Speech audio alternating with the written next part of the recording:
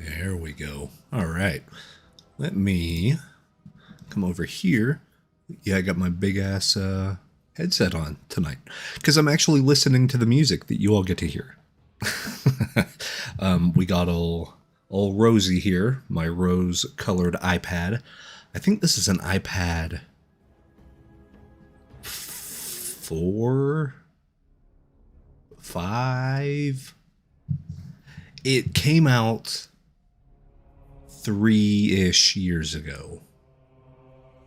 Don't know what that means. I could probably look at the behind the scenes stuff, but I do know that it can only use the Apple Pencil 1, and that's what we're using. So I don't have the fancy Apple Pencil that just charges like magnetically to connect. I wish I did, but I lost my little adapter to do it through the lightning cable. So I have to charge it through the iPad itself, and go like boop. And also, we've done this before and it's worked okay, but that's like famous last words. I'm AirPlaying this. So this is wireless right now, and I'm wirelessly doing it to this monitor right here. I am going to look at, I actually think I have something up on my Amazon page. I think it should work, but I want to order a lightning cable to HDMI adapter because I have a capture card, because I have like retro video game consoles and stuff. So I have a capture card. I think it would be cooler if I was able to actually do a full, like seamless 60 frames a second, no hiccups, no weird lag capture from the iPad. I think I would do more iPad videos that way. If I could get a pure, like 60 meg a second video pass through, I think that'd be incredible. It'd be a lot of fun. And so really what I'm just going to do is we're going to cut over to the other camera angle real quick, but it's just going to be the iPad, the chat, and then some of the alerts and stuff. But yeah, this way I can listen to the music, kind of hopefully get into a mood, get into a groove, because we are we are sketching. I'm not good at sketching. Pardon me.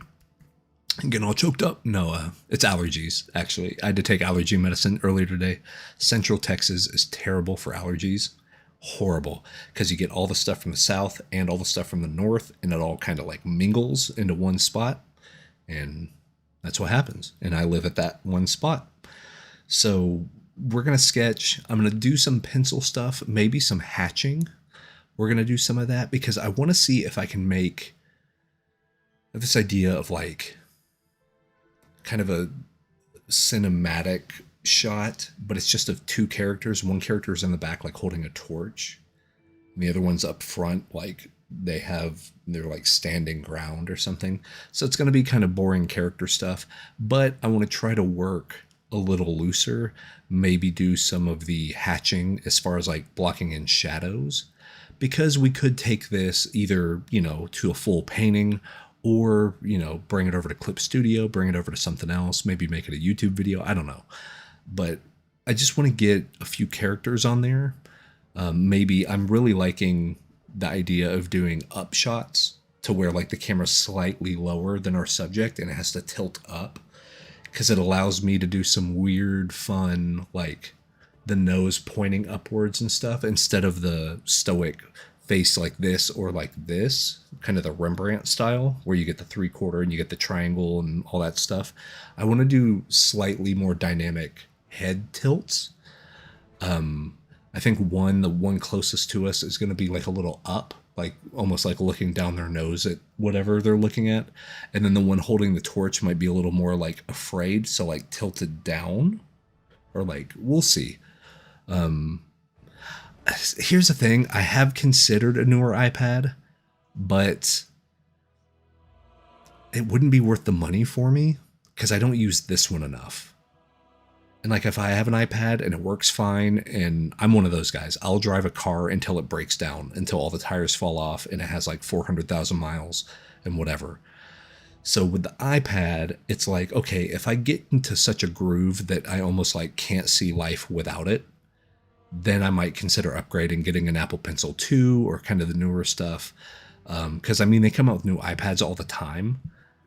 So it's not like I'm going to go without, Do you know what I mean? Like, by the time I want one, we'll be 4 or 5 revisions past what we're at right now.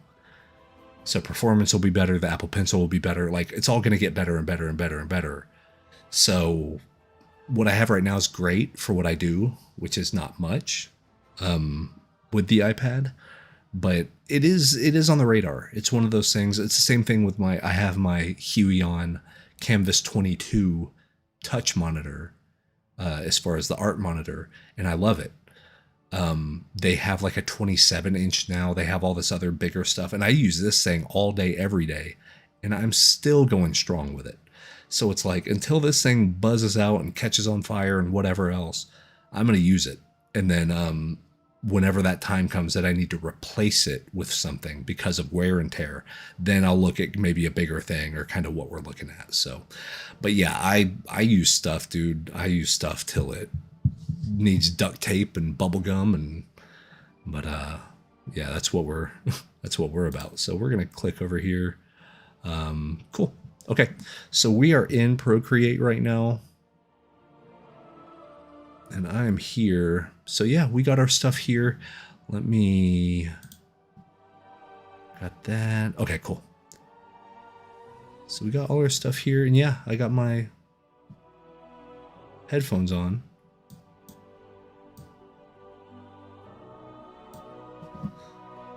All right, so we're gonna use some pencil brushes.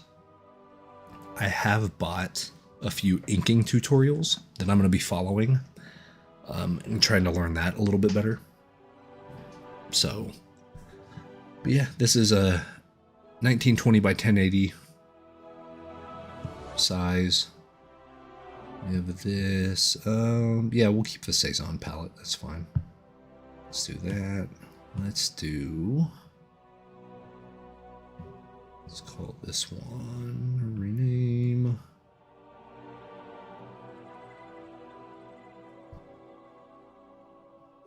Oh.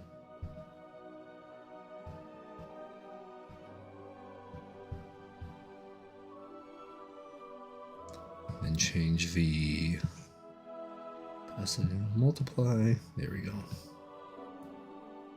We are gonna come to, see, we have a few options. We can use something like the standard, here, let me turn this down a little.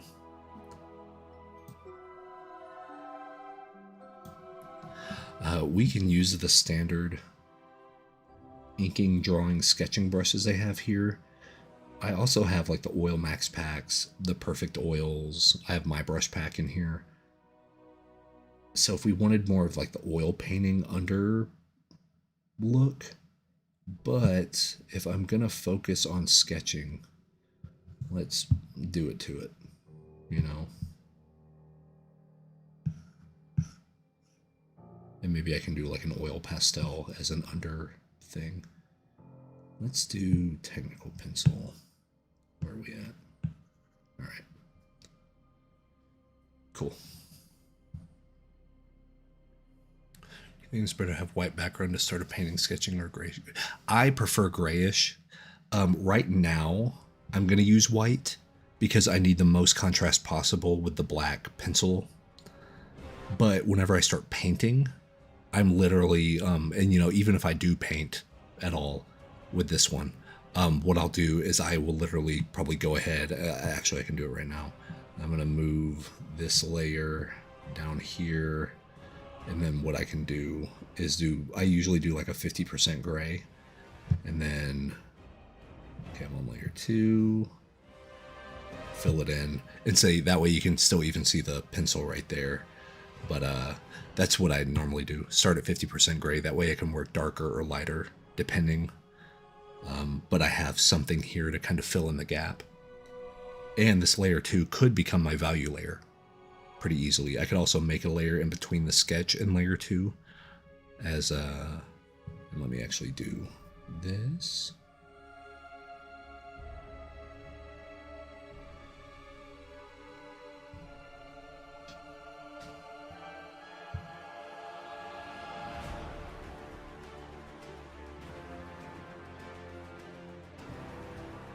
Okay.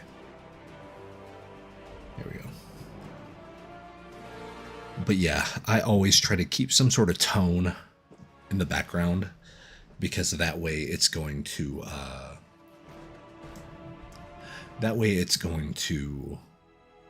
allow for your eye to adjust a little better as far as like contrast and stuff is concerned. There we go. I have a little adjuster on my headset that adjusts the volume.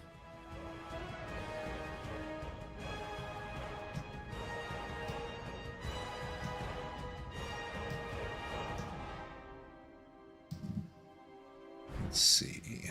All right. So what do we want to do here? We want to... First thing I want to do is like block in the very bare bones shape of stuff. Like, I see this being here. Really kind of messy, you know. I do want it to be a fantasy thing, so they're going to have some armor on. But I'm really thinking this would be like, this is where the nose is, almost. You know? Whoa, Cad with the raid. My man. What's up, brother? Oh my goodness. Appreciate you, man. How you doing? How you doing, Cad? Cad's royalty, guys. He is the real McCoy. Old school friend. Let me bring this in and up.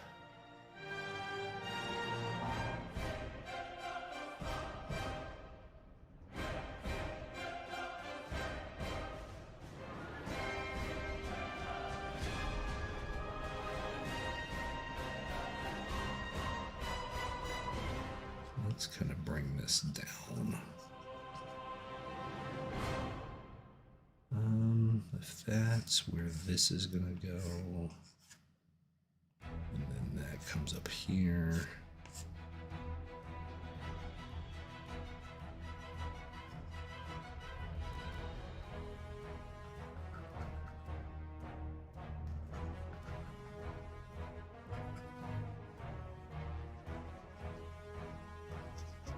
So really I just need to get these shapes in here first and foremost. So like if I needed the face here, we could like give him a beard.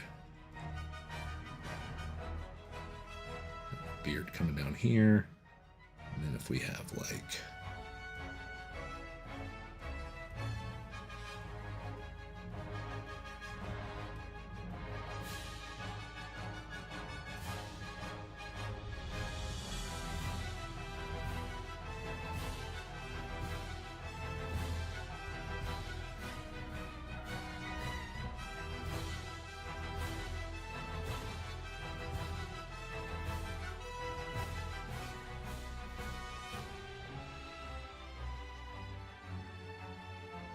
Just kind of gets a basic, super basic sketch in here.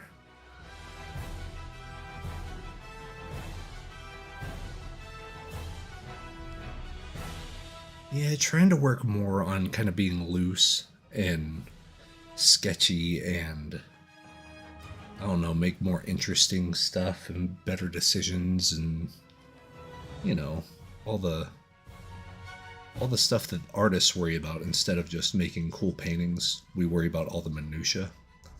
This is that minutia of trying to make all of our stuff more interesting to work on. That way it makes it more interesting to like view, hopefully. Super sketchy.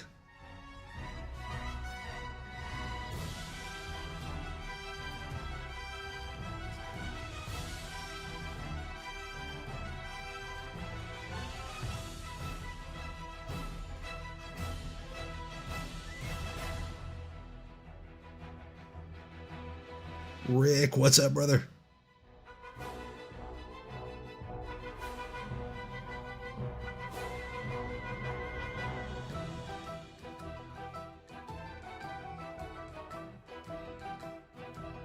that right there. And then we can have the person's like partner in crime. Maybe like back here. I also need to start getting more comfortable with like multiple person compositions, you know? A little bit more dynamic of a like anatomy. Not anatomy, more figure. Because there is a difference. Yes, you need anatomy to make a figure, but I actually think about them differently. The anatomy doesn't have to be exactly perfect as long as the figure reads the way you want it. You know, if we want to like bring this down.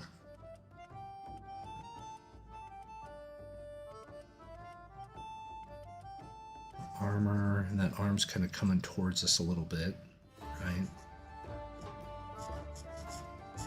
So if they want to hold onto that, and then like this could be more.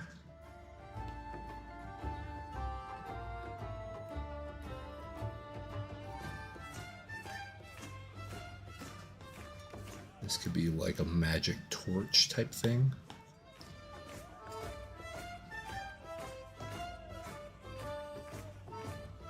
Yeah, dude, I looked through that comic a little. I didn't really get to read much of it, but I did the old page skim through, and that style looks amazing.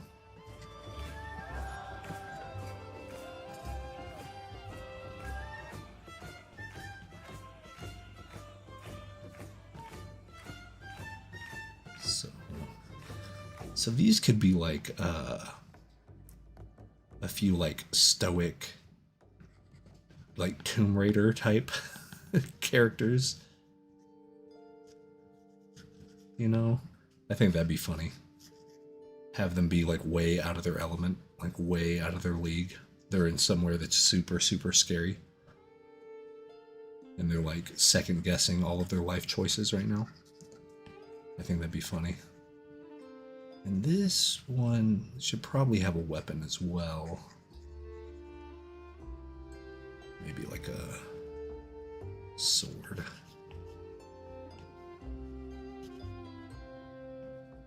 But this is really how I start all my sketches.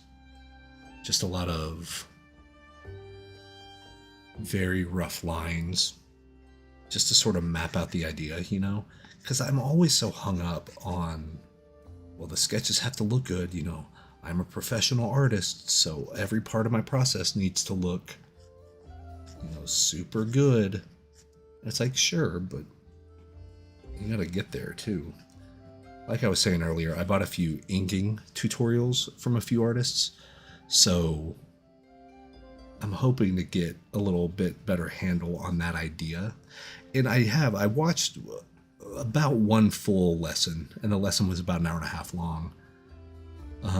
And it really did open my eyes in regards to using cross-hatching, because I know how to cross-hatch, like the actual physical technique of it. I know how to do it, but I never knew why to do it or where or how. And he broke that down pretty well. So that's something I can maybe try here in a little bit. So I'm going to try my best not to rely on painterly brushes to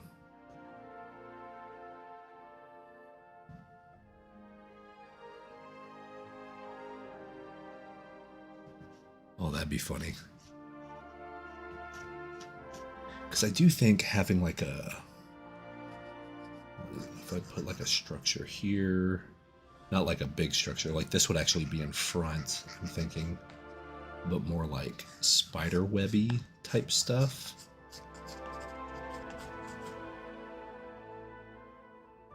Make really spooky, and this could be another block. That's a tangent right now, but I'm thinking with our values we can make do. We can fix it in post.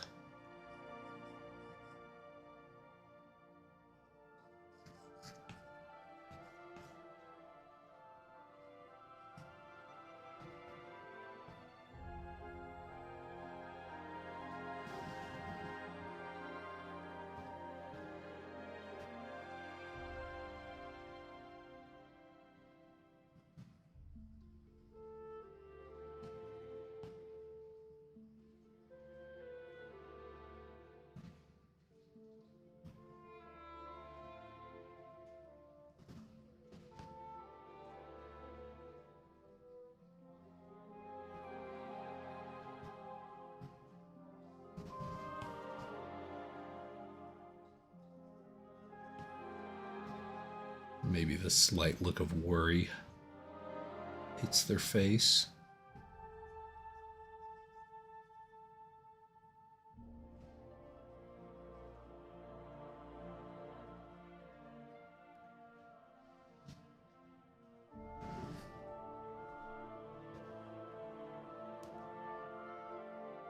Yeah, kind of, right, like the dungeon crawly sort of. We can do that. And then really it's going to be, to get the vibe, this is going to be a pretty dark, like, we have that already set up. But I mean, I'd probably push it 3 or 4 more values down as kind of the mother value, you know? And then that way we can have this lamp right here really blow out white and like light everything. I think that'd be cool.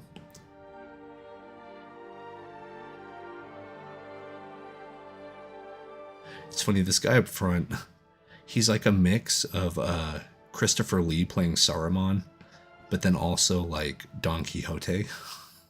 Like he's a little foolish. Like, come on, man. You're way out of your element. This is not going to go well for you.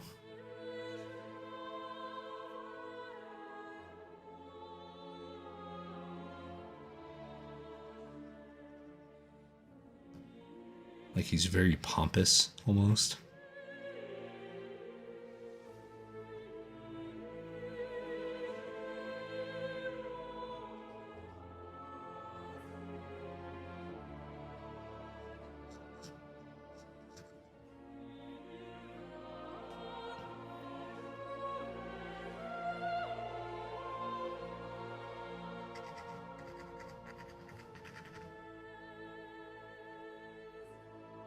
Yeah, that's kind of what I was going for. Kind of like a makeshift paladin. He has the big chainmail stuff. Or not chainmail necessarily. Well, maybe. That's the thing, is I do have to make it feel a little more... let me put something right there. And right here. And then maybe like a mage. And then here can be a book, you know, like with the spellcaster that they're bringing. The tome is like strapped to their side, almost like a little backpack or something. That'd be fun. And then maybe we can even billow out that a little bit to sort of...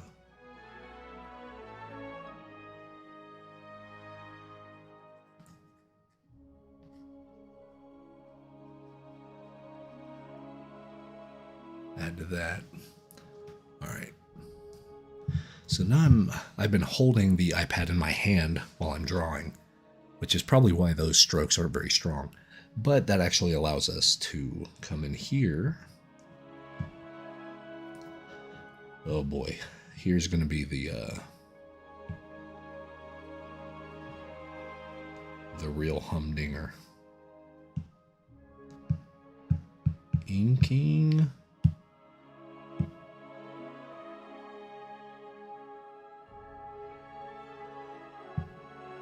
Question mark?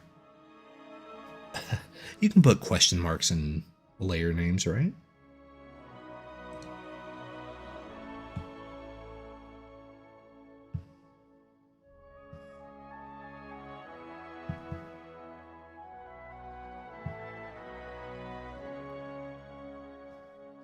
Yeah.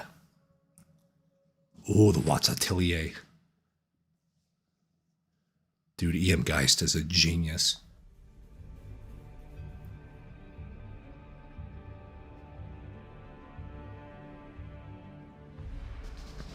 All right. So here's what we're going to do.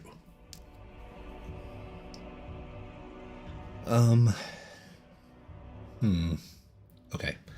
The first thing I should probably do is set up where the shadows are. Right? That makes the most sense for inking. Is if you get the darkest shadows and do it just pure black, then you can kind of work up from there, right? Does that make logical sense? Oh, thank you, Phoenix. I appreciate it. Yeah, I'm. I don't know. I feel very wishy-washy whenever I sketch, so it doesn't have a lot of like confidence behind it. And then I have even less confidence with doing this inking. But if we do something like this,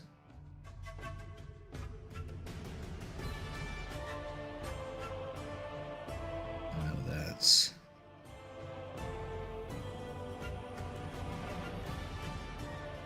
What am I on? Okay. Actually, I should probably use, instead of a charcoaly ink, I should probably use something like this. Like a syrup or a Baskerville. Right? Because it's going to be a little more...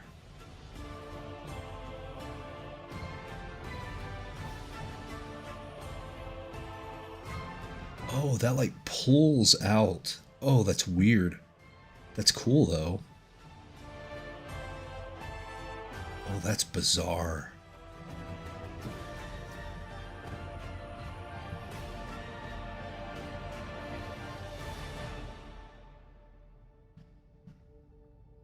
So if we use like...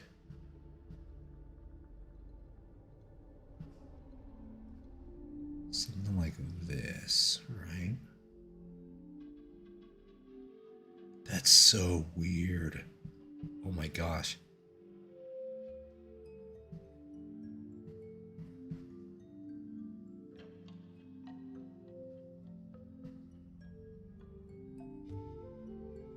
Just gonna kind of do this, but really, look at that. Do you see that? How that brush is like, it's almost like magnetized. That's so bizarre. It's cool though, because it makes for a super smooth line, which I need all the help in the world with.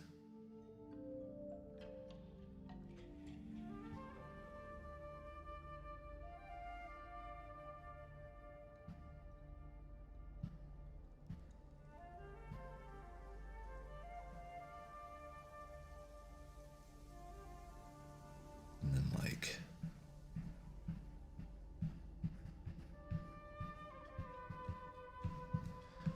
Let me try like Mercury. Let me see what this is.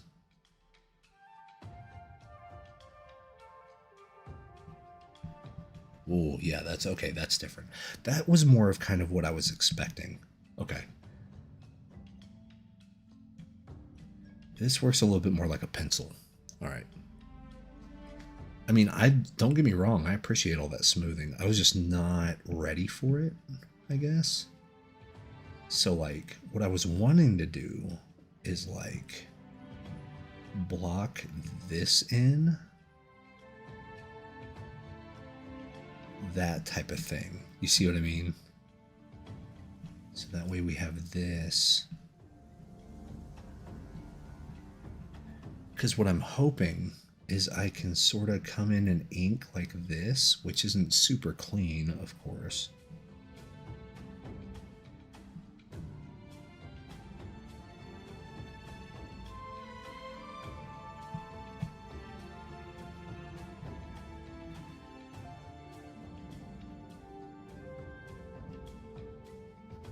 And I don't want to use...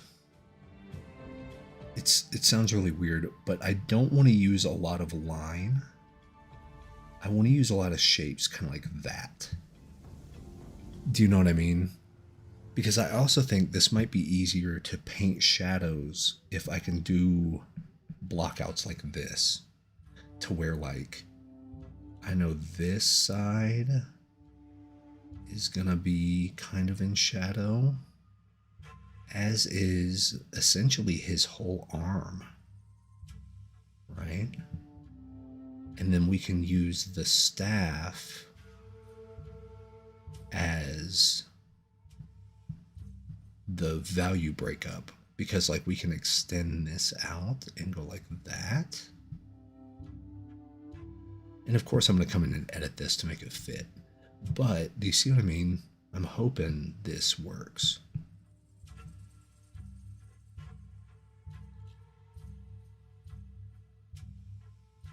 Hey, appreciate you, Cat. Have a good night, man. Thanks for stopping by. It's always good to see you.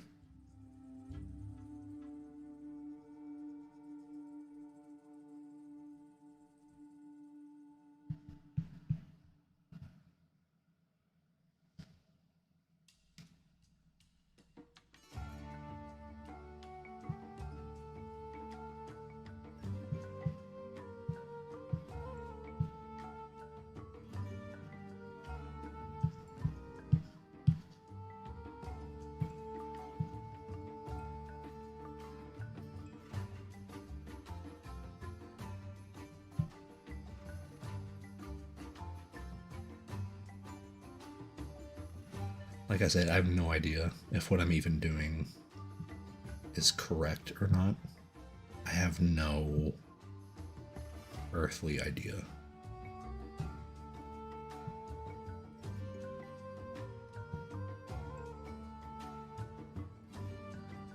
Because I guess that's kind of the nice thing about knowing any of the rules for inking, is like I can break them and not know it.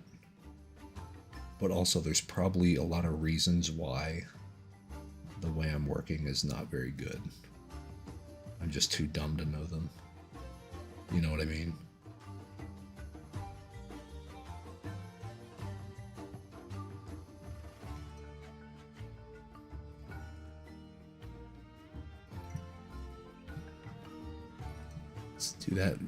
Let's do that finger raised up a little bit.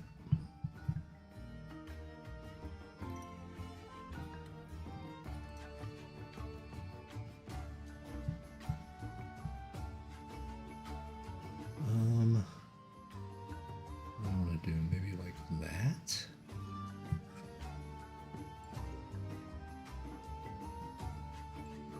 That is true. Art is about having fun. This is going to be very much a testament to like, do as I say, not as I do, you know?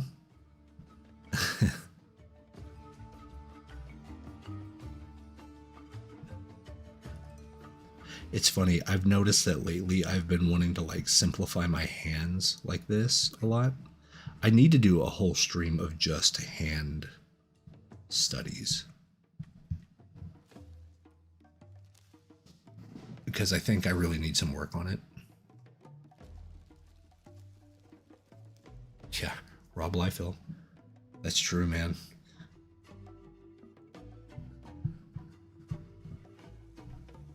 And it's like seeing how other people do it is super cool, because this is almost a foreign language to me right now. Like inking, I have no rhyme or reason to it. Like I can look at it, like I have like framed ink. I have a lot of those books that have some great inking. I have like Hellboy collections. I have all of this beautiful, comic book art stuff. But like, I've never had to think about it this way. So it's very bizarre.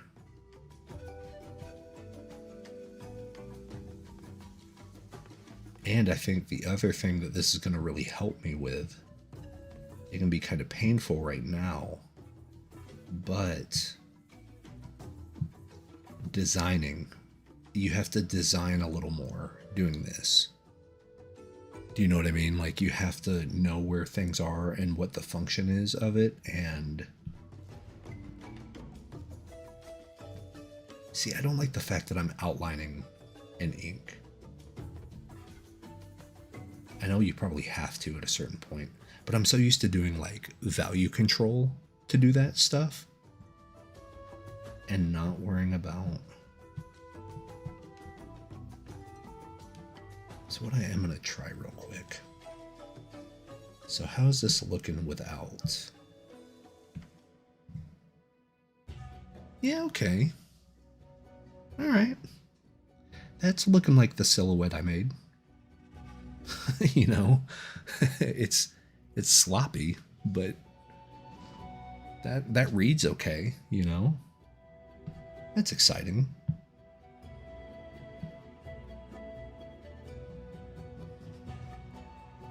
Because I do genuinely think that learning how to block in shadows like this is going to help every type of art that I do, like in a huge way. So let's move over to our other pal here. We're just going to do the same thing. We're going to do dark arm. And in fact, we might even be able to, let's keep a few things there. We might even be able to do the sword silhouette that dark too. Because the reasoning is they are further back.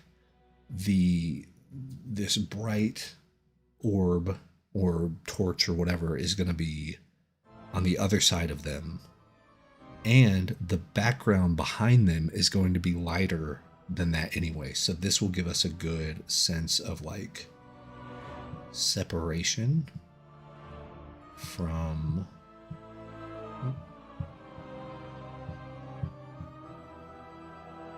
what we're looking at. So let me hit that.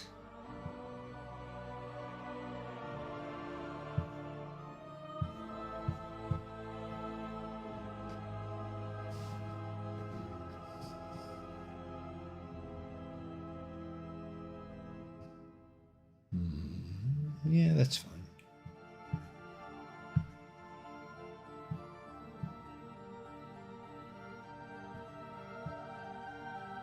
Same thing here. I'm just really trying to think of the main silhouette here.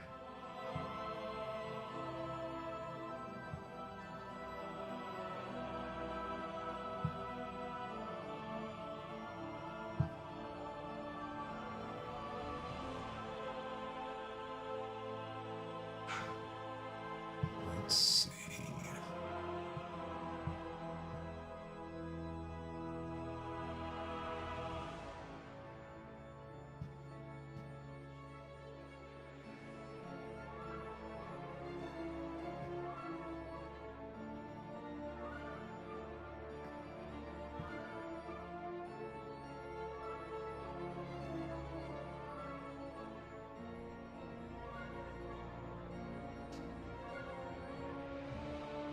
Ooh, and then we can do dark hair here.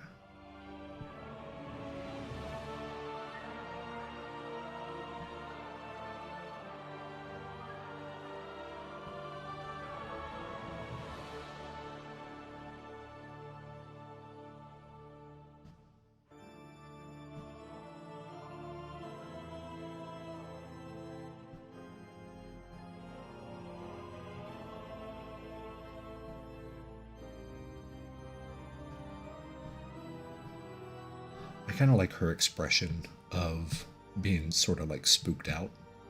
Like, what is that over there? Why aren't you looking over there, sir? There's bad stuff a brewing. But he's like not worried about it whatsoever. Nonsense. Let's continue on our journey.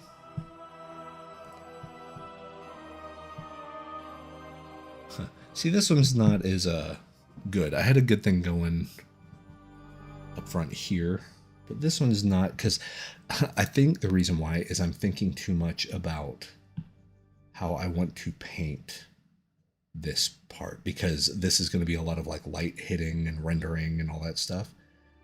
So I'm like not thinking about it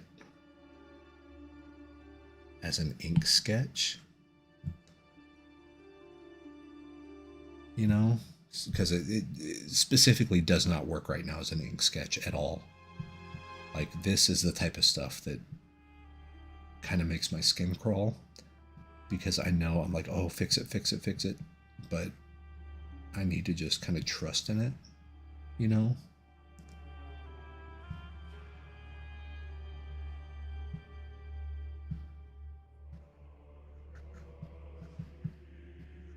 If I like come up here like this. I mean, essentially, this is just doing a no tan painting, right? Or no tan, or however you pronounce it. Pure black and pure white. And then, like,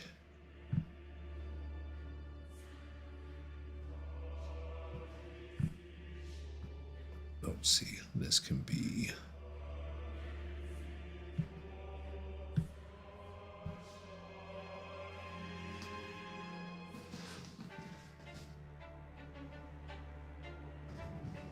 True. I do. I need to like, that's the thing. I need to let that stuff go, because I'm constantly, just like everybody else, like inundated with super incredible artists that are good at every single step of the process.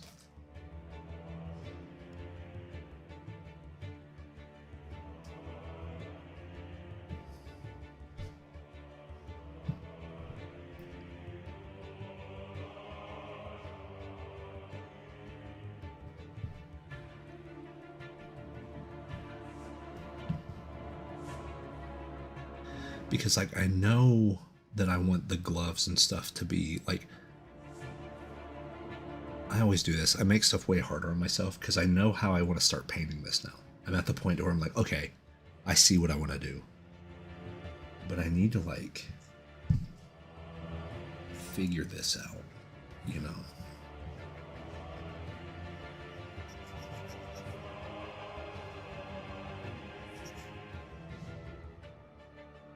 And then like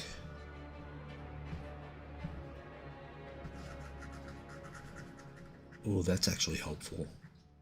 If I do this, start using some of the background to like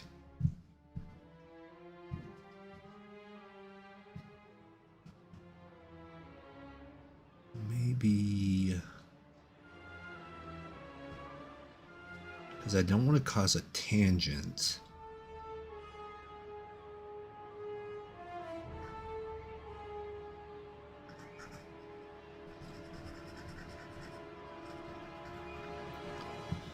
But I think having good value separation would probably be in my best interest here. But see how this now makes this like a weird tangent?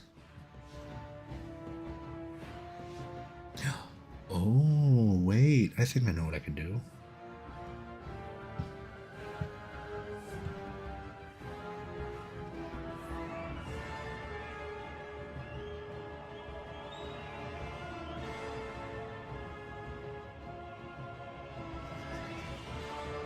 There we go. This will actually bring him closer to the front as well, because his shadows will be darker than the shadows of his compatriot there.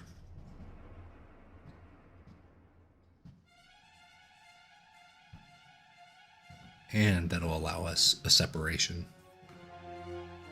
Same thing here.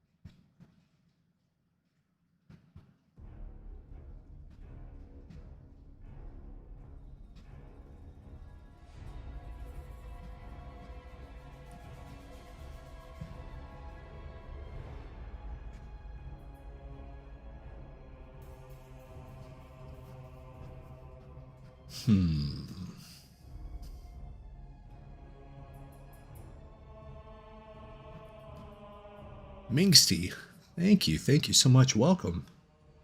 Good to see you. We're kind of struggling a little bit just because I'm trying some techniques that kind of mimic inking, but I've never done inking before. So we're like learning on the fly. Because normally I would just be painting in values right now.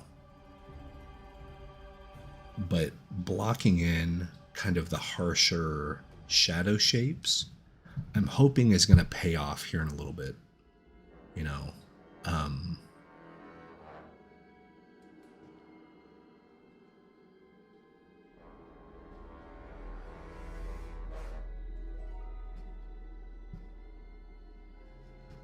let's come over here.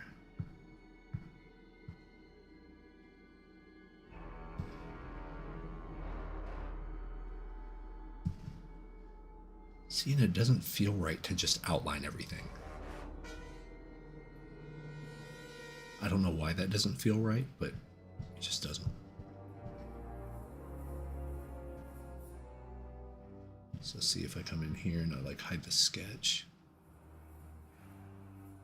Okay, so yeah, see, the negative shapes are actually working okay.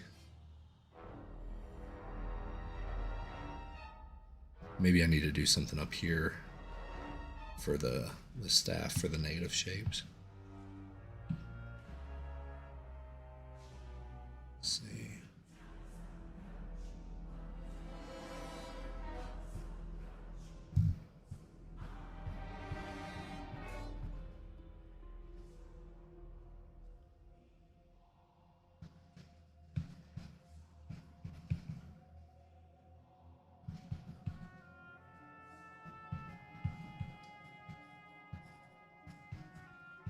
So here's a little something like this. And whenever we put in the 50% gray, this actually works pretty well. Because I'll just show you guys what I have in mind real quick.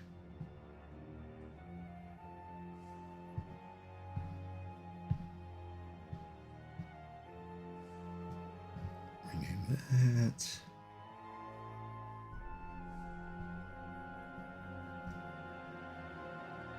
What I would do, I would come in here, something like, yeah, let's just do basic painting. Wet acrylic's fine.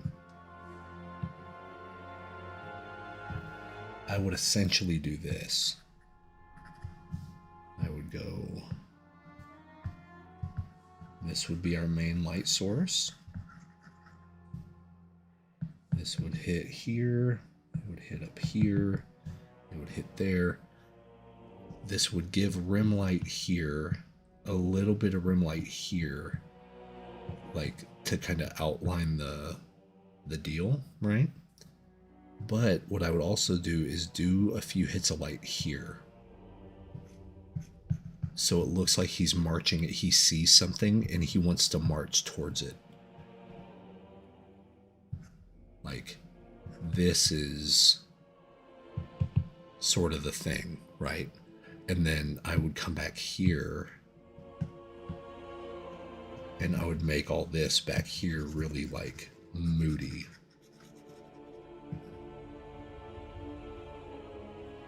And like we can add the smoke, we can add smog, we can add all that stuff. But you'll see now the silhouettes work better.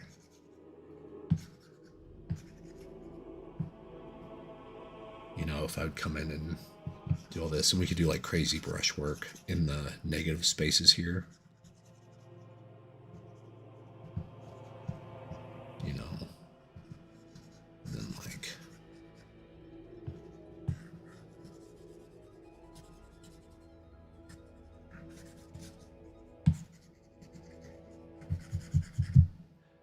so if we wanted to get something cool, an equal roll is pretty good. So you can do like this. We'll darken that up. We'll keep that light there. keep this light here. You see what I mean? So it really brings that part down, but then we can... So like I said, this is just real rough. So you have some of this here, but you could have nice there, nice there. And then here would be a lot of like specular highlight off the armor. Right here, specular highlight off the face, face. Then you can come in here and really like build kind of a moody.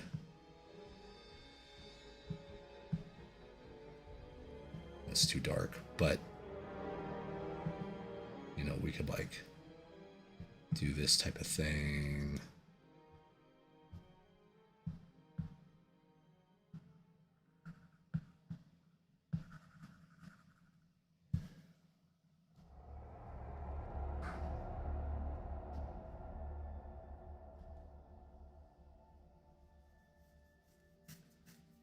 Yeah, oh, that'd be cool. Yeah, make it like the green glow coming from this direction, and then maybe like a blue glow or something coming from here.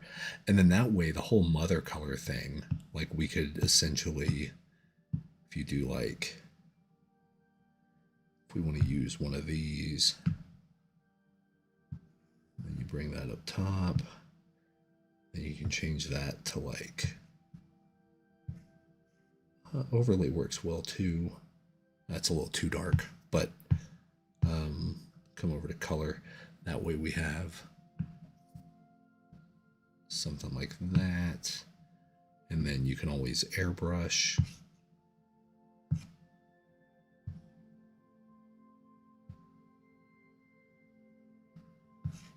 There's those, airbrushing, there we go, soft brush. And then you get like a green.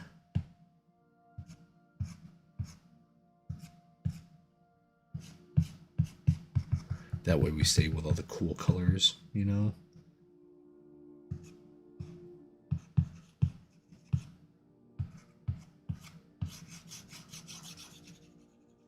Kind of has that hit, almost like he's being pulled into something.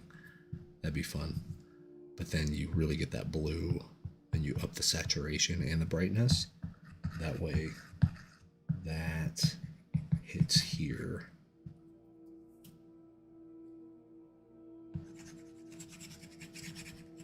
You know, so that sort of thing, it always looks really rough and ready doing it this way. But whenever you dig in and you really start rendering and stuff, that's where it really starts to pop. And that's the deal, is like, how detailed do we want to get with a sketch? How detailed do we want to get with the inks? Because yeah, this is the part where I start just going and wanting to paint, like grab the paint brushes, go in and make it work. Because I don't really know what else I would sketch necessarily. You know what I mean? Like, but I need to practice. That's the whole point of this.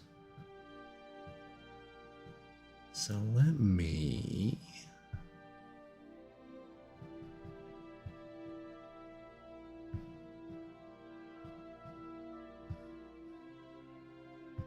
get rid of those.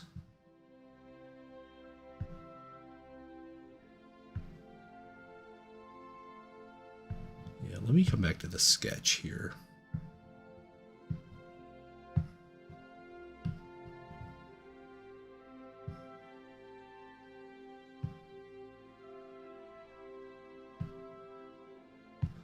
Let's do HB pencil. Let me come in.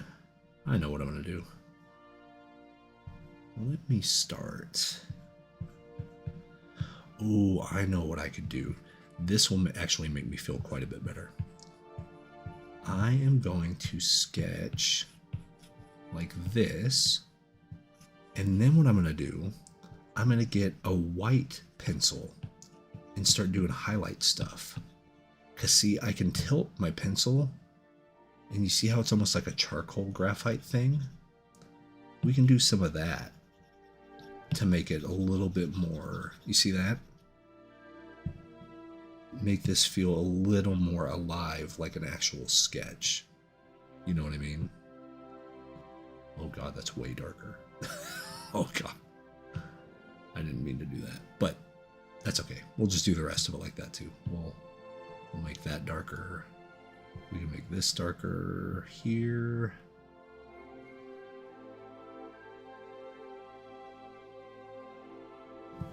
And then like, this actually needs to come down a little bit.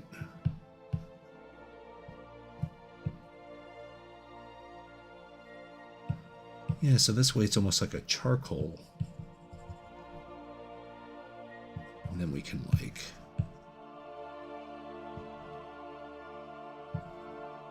yeah, this is feeling a little better.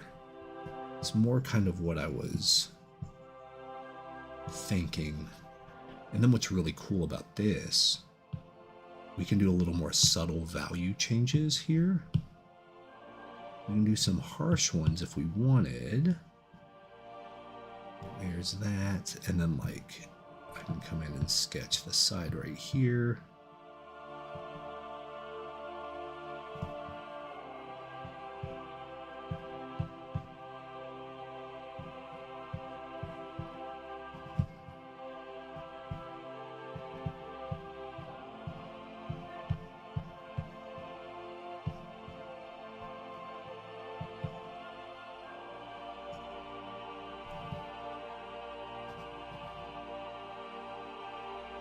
See, I want his mouth is like right here.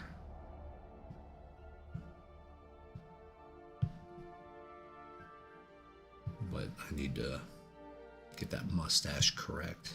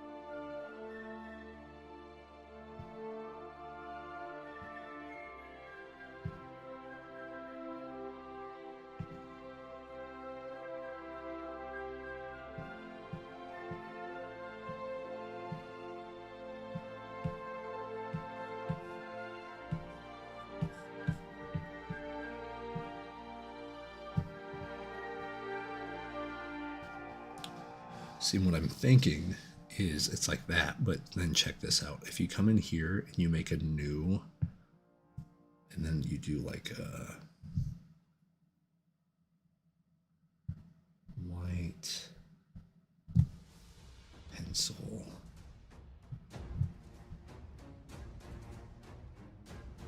And check this out. This is a super cool effect. It's one of the first things I learned how to do in art school.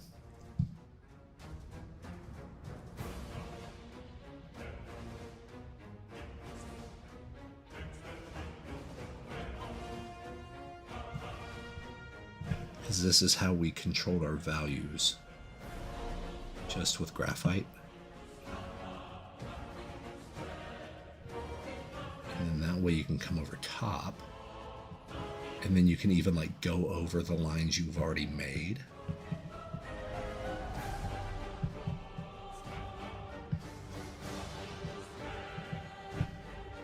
It's a super fast, super cool way to block in lighter values and highlights and stuff. And it's like really convincing, you know. And like, and you can even like come in through here and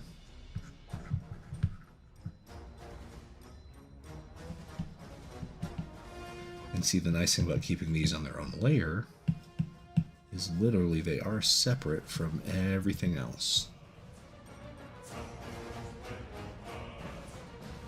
It is a very atelier way of, this is life drawing, basically. You know what I mean? And then you can come in and like, if that gets hit with a big highlight, bam. Then you can come in here. We know that one's getting hit with a highlight. Bam. Maybe the top's up here. Bam.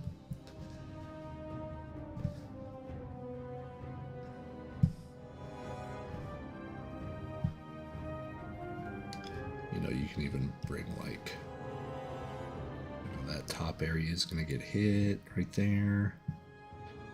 Maybe right here gets a little bit of something. Oh, and then of course up here, you can really put in the shape, the kind of circular shape right here. Then you can actually just kind of graphite this out like this. You know what I mean? And then what we'll do, we'll actually come back to the sketch. We'll make this more of the black again. Then we can come in and like,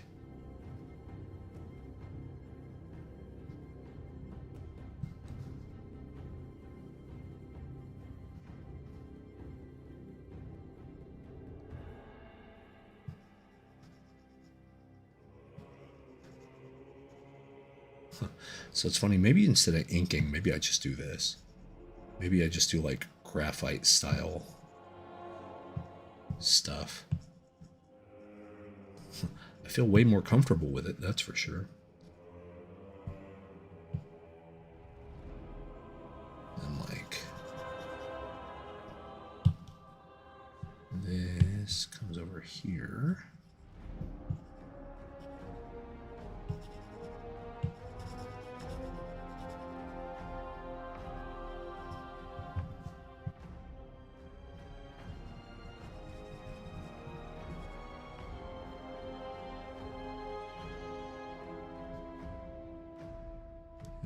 That kicks out a little more.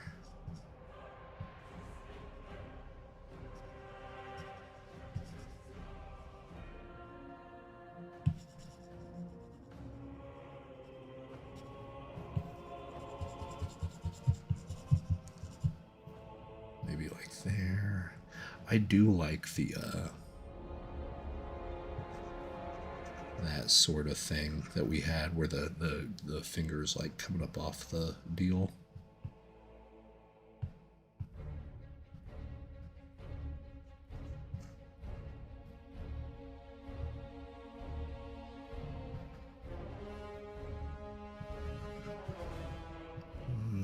I get to count fingers. There's a thumb, 1, 2, 3,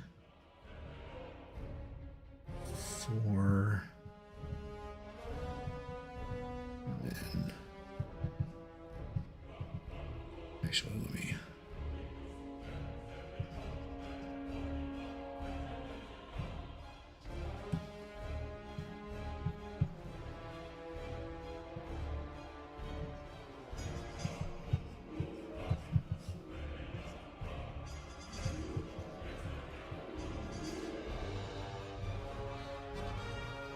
Straight line, do it, do it, do it. Okay. Sometimes in Procreate, if you have your line and you draw it and you just hold it, there you go. Like snaps it into place. Do it, do it, do it. Oh, come on. Come on.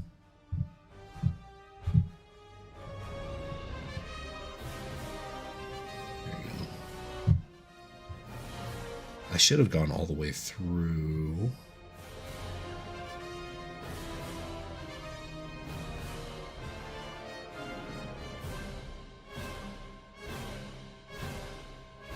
That's not right. Needs to be way thinner than that.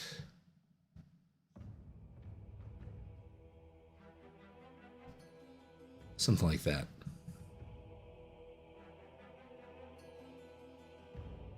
You can change how quick shape works in Procreate. Oh. See, that's the other thing. I need to like actually dig in and start start doing this for real. you know, start really using Procreate to really learn how it works, because I feel like I'm doing it a disservice. I don't know enough about Procreate, you know what I mean?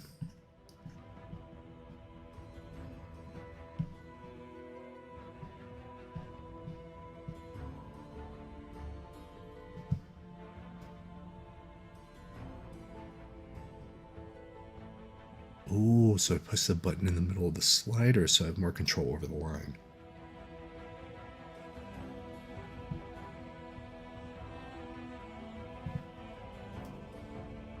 That's smart.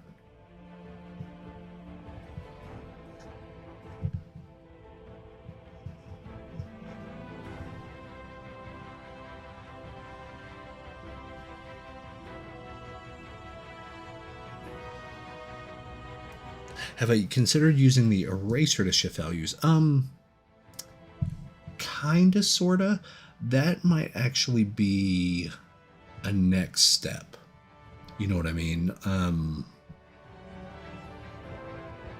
So here, I'm actually doing the sketch lines again. I'm liking the,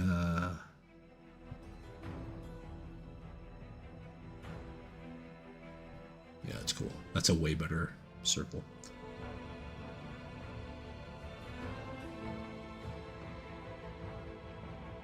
Like, there. It's not exact, but it doesn't need to be.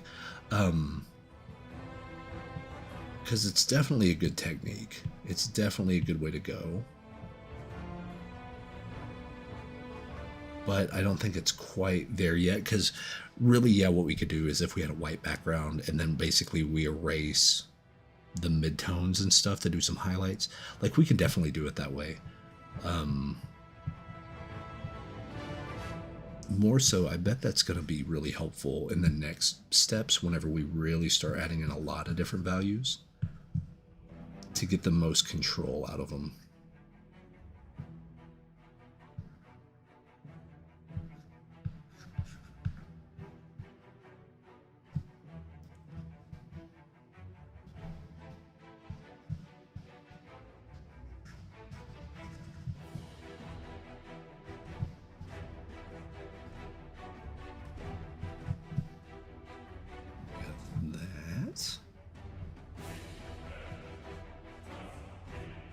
I do like the slight dynamic shift of tilting the pencil a little bit.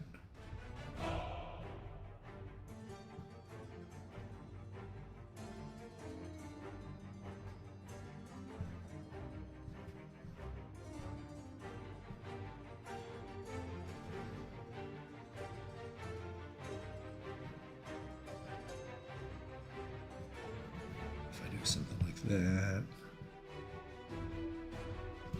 something like there.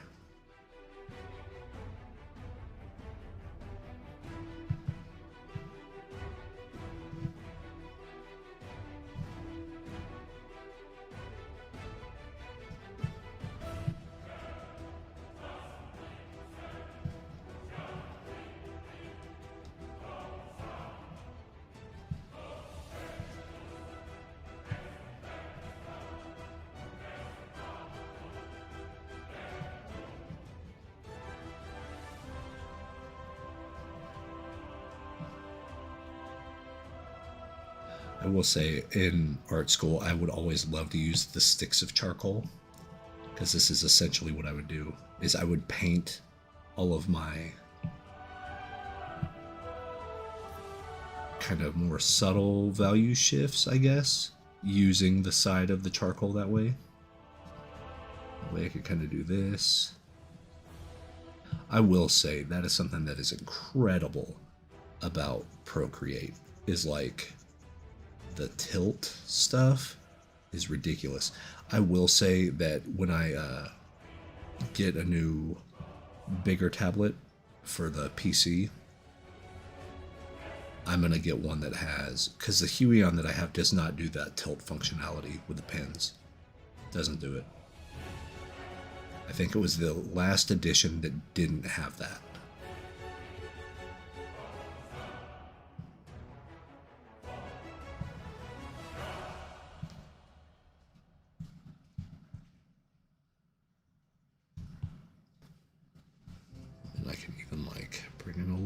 bit of texture here. Yeah, I've been doing a whole lot of armor stuff lately, which is nice. Really, the secret that I found to armor is make a big shape and then kind of mirror it over and over and over again. So like, you see how I have the that collar right there? I also did a V underneath it. You see that? And then just sort of like make forms out of that stuff, and you're gonna be in a good spot. If you make forms out of the big shapes, another good, look at Warcraft armor. Like, go onto like Wowhead or something like that, where you can see sets of armor in video games, specifically in like World of Warcraft, but really any fantasy video game, whatever you like the look of, and kind of study how they made it, because it's probably going to be more simple than you think it is. You could be like, oh, there's a lot of this elaborate, big elaborate looks for these armors, and then you realize, oh, it's all basically a circle shape for the shoulders, something that comes underneath it, like these little pauldron things right here. And then I always make my gloves kind of like this. I think these are like Robin Hood style gloves, where they kind of come in here, but this is metal, but you could also make a cloth and it wouldn't make much difference. You know what I mean? Like, here, let me get that. And here, you can do that.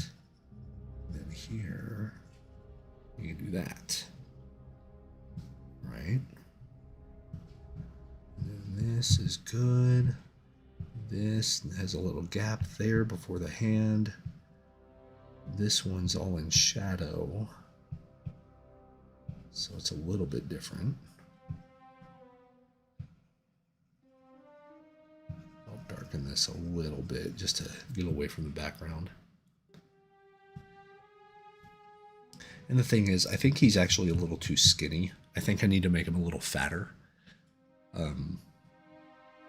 For the armor to make more sense.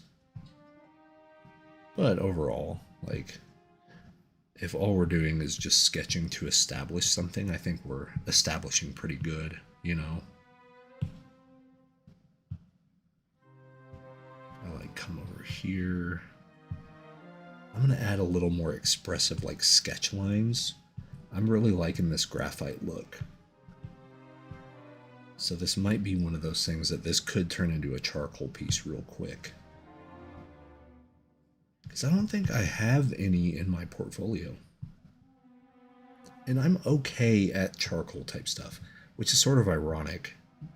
But I actually think charcoal stuff is fairly intuitive, because it feels like painting, but you only have a stick, and each stick is thicker. So like, it's more dense, and the more dense it is, the blacker, like the darker it is. So you get your really dense, heavy, coarse charcoal, and that is your darkest darks. And then you get a white pencil, and that's your highlight.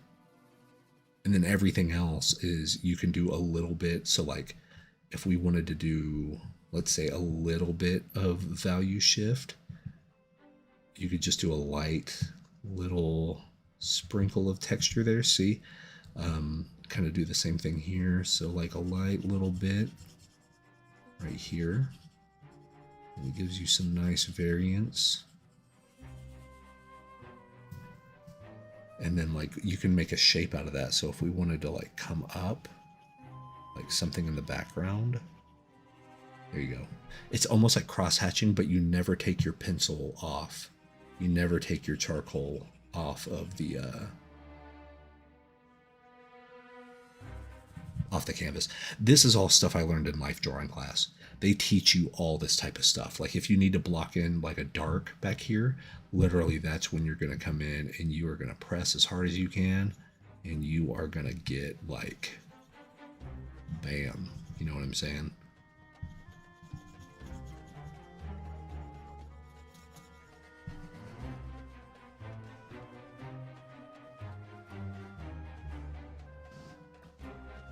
Oh, yeah, hats fitting is it's a bear. That's never easy. It gets easier, but it's not easy because hats to me ironically kind of feel like hands or noses to where they can technically be right, but they still look wrong. Just because they're weird. Like it's a weird thing. Like hands are weird. They just don't look right. Even when they look right. Even when you're looking at your own hands, it's like, man, my hands look janky.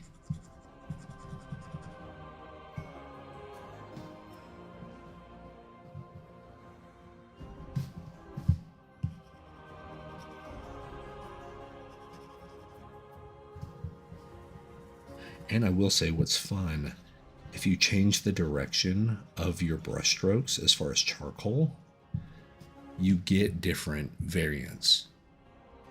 You know what I mean? You can make it really look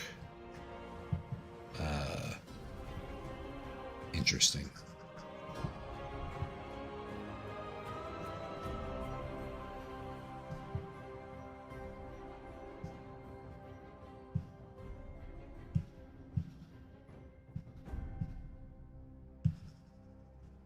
See, now I'm here, and then if I come over here and do white pencil and do the same type of charcoal thing I was doing that way, some of these highlights.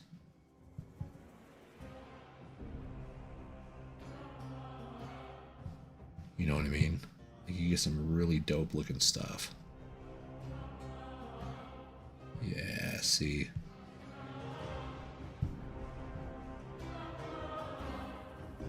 Then all of those fingers are there, and then this one's on the side. But then that's when you can also come over here.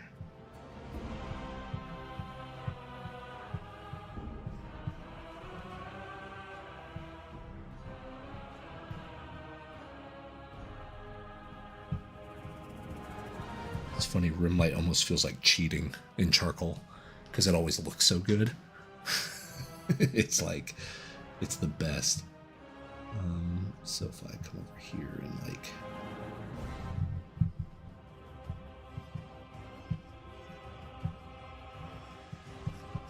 God, it's been so long since I've done charcoal style drawings. It feels good though. Like it feels good to kind of come back to it.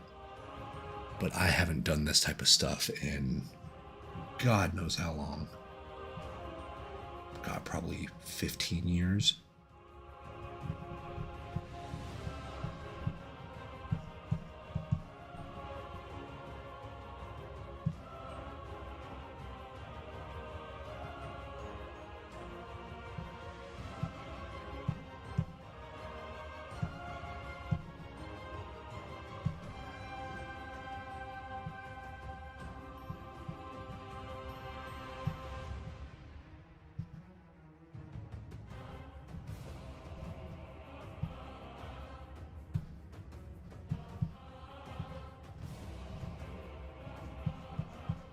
See, we'll come in and we'll do like a little crosshatch type thing.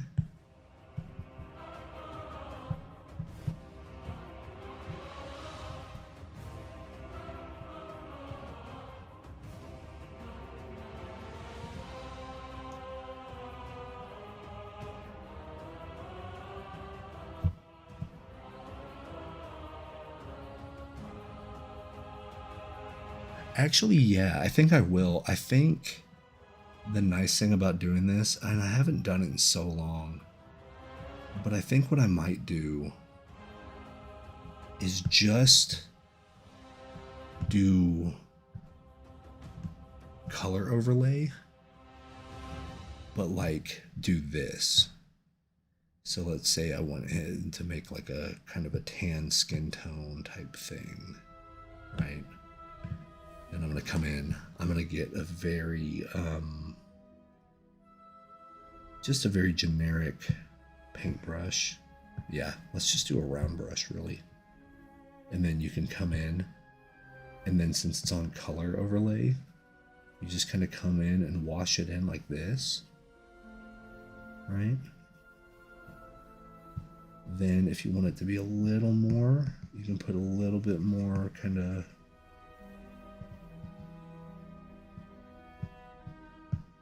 little something something on it, right? Let me kind of blend this out a little bit, but you have this. Then if we wanted that green color, you know, then you can kind of come in over here. I'm going to bring this a little lower. And some of your highlights are a little more green since that's the light that's hitting. Kind of brush that in a little bit.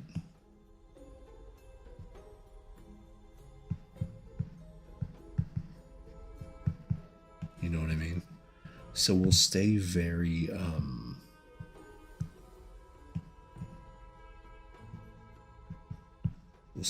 basic on how we color it, because then let's say I wanted like black hair, right?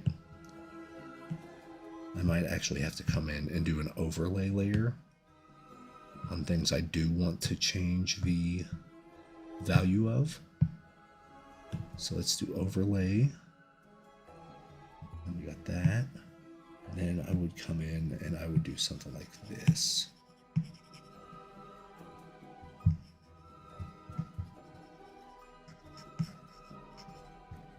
But you see how it's not really getting rid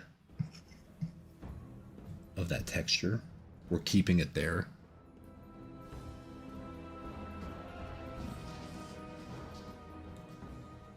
It's a super fun way to work. And the way I actually did this with like life drawing, you can have different, like they actually make charcoal sticks that come in what they consider like skin tone. Like you can get it, and then there's dark skin tone, light skin tone, mid skin tone. But if you have some sort of brown, you have some sort of red, you have a yellow, you can kind of make it as you go with pencil. But it's that sort of technique to where you would essentially just use almost colored pencils to color in what you're doing, because it's going to keep that grain. It's going to keep that nice look, you know. Yeah, it's fun. This is actually pretty cool. I think I'm liking this a lot because I don't normally work with charcoal texture. I don't normally work this way. Not lately, at least. And then, like, we have that dark right there. So if we wanted more of like a gold, like we have the gold emblem here, we can do that. Then we can like lower it, make that a little bit more kind of a yellow brown color. You see? Then here we can make this something like that. So the cool thing about the overlay blending mode is if it's 50% value, it acts as the same thing as color overlay. But if you go darker, it changes the value darker than 50%. And then if you go lighter, it adjusts it lighter. So overlay is a more comprehensive way to work as a color splash. Yeah, it does. I mean, that's essentially what pastel is. Pastel is pigmented paint, powdered and dried, and you know what I mean? Like, that's pretty much what it is. But yeah, it gives that nice, beautiful kind of grit.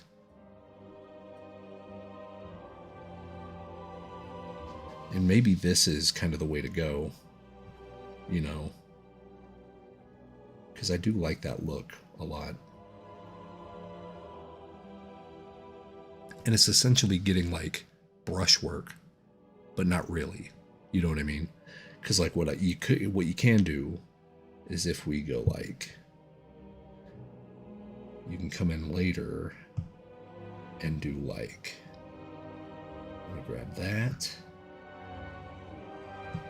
And then you come over here to like an oil max packs or something.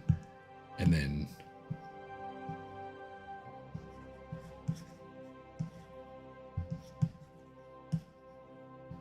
you can start mixing, almost make this a mixed media thing, right? Because that's essentially what we're doing here. Let me grab that darker. We can grab the oil. Start spreading the oil around a little bit. Same thing here. Just grab this. Make it a little like that. Because they do make oil pastels as well. You know what I mean? Like that. And if we come in clean, flat, you know, it gets rid of some of the texture.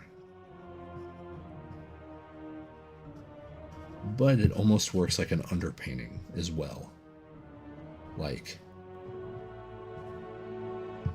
yeah, if we do boil, like a bold oil thin and come in here,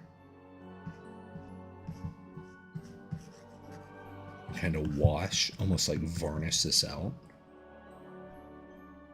And if I come in here and do it kind of a little more hardcore.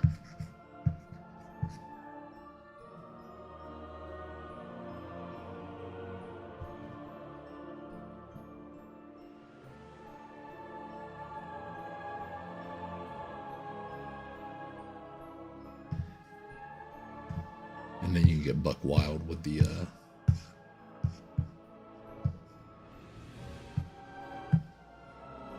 this type of stuff. Bringing those canvas looks.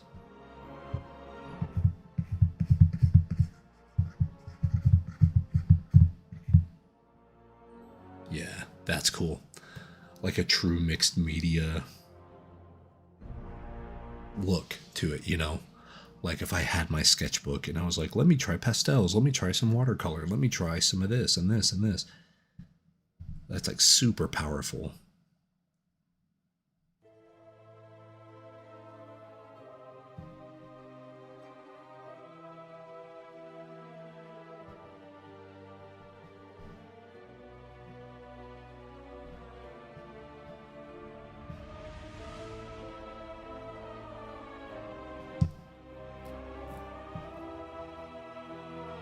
What if I wanted to get rid of that and that and that?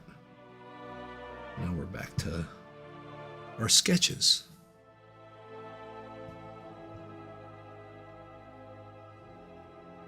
That's cool. Yeah. It's funny, every time I start using the iPad again, the more I'm really into it. Because, like, I do have some new brush packs I need to try on Photoshop. And I can work with pastels and stuff on things like Rebel and Clip Studio. But having this literally in front of me like a sketchbook is kind of a game changer. Because it allows me to think of it more like a sketchbook, you know?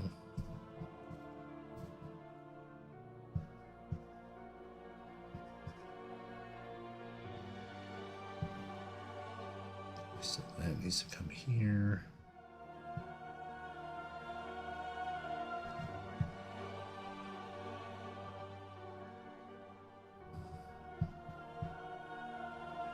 Need to break that silhouette up a little bit.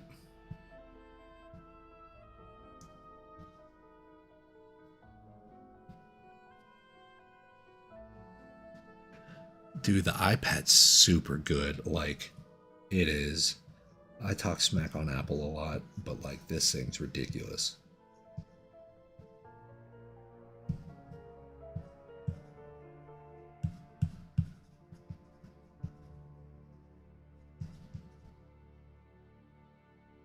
And see, what's nice about this is I can sort of like just sketch this stuff right here. And it looks like detail, but it's not really anything. It's like the idea of detail, but it's not actually detail, which is great. It's like music to my ears.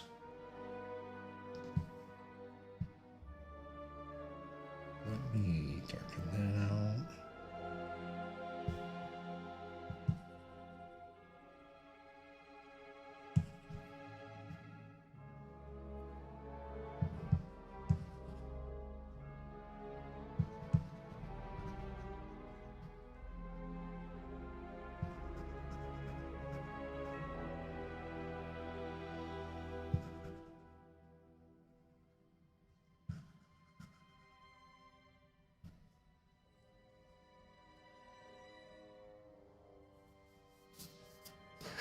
Totally not because of the dude. It's good, man. It's dang good.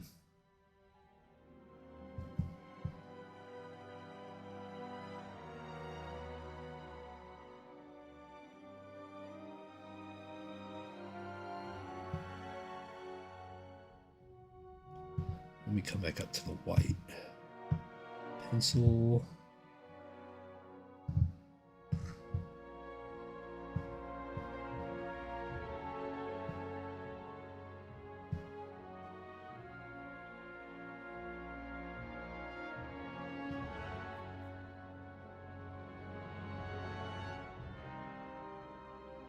I probably do need to use it. The charcoal master pack, that'd be fun.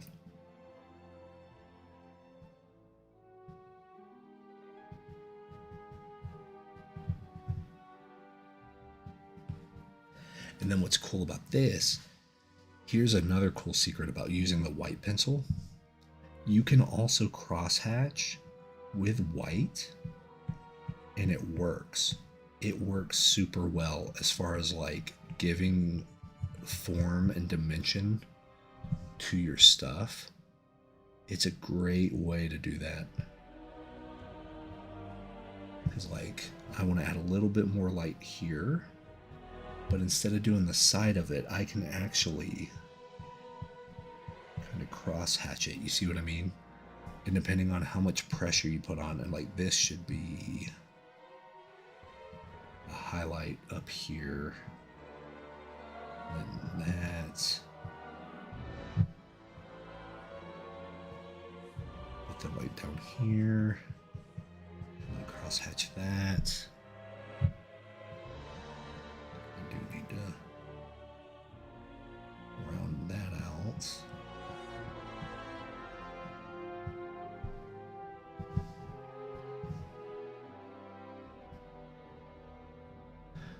Do need to change something real quick.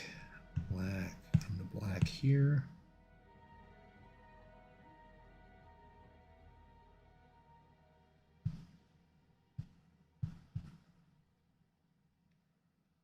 Then if this comes back here, oh, let me go to white and erase. Yeah, that looks better. Okay, that white on the underside there was kind of throwing me off. And then I'll kind of taper that back a little bit. Then we'll go back to sketch here.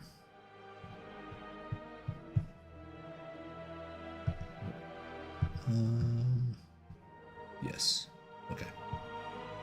And notice I put the white pencil as a normal layer because a multiply layer would make the white disappear.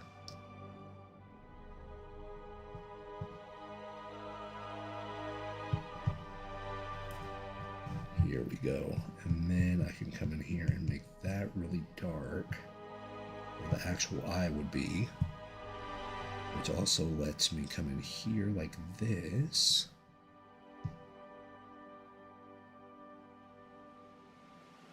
Kind of frame more of this. Yeah. See, this is your life drawing sort of 101 stuff. So if you have a life drawing course in your neighborhood, I highly recommend taking it because you learn really fun stuff like this with charcoal and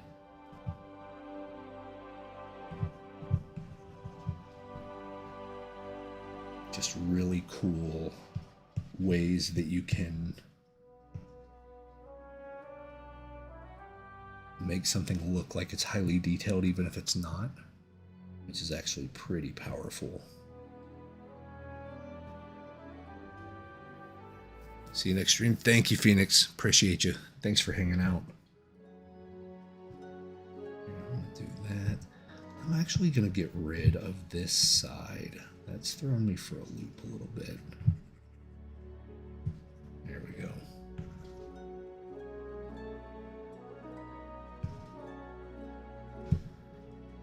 So that's maybe what I need to do. Instead of worrying so much about like inking and stuff, maybe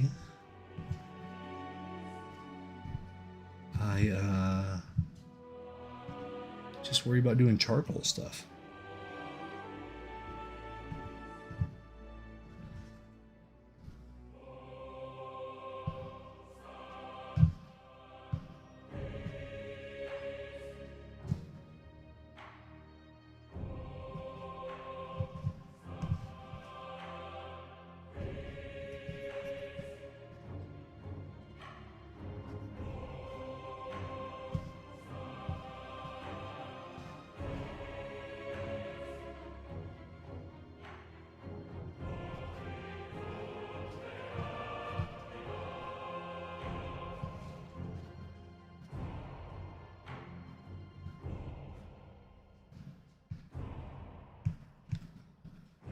I need to figure out the actual shape of this beard.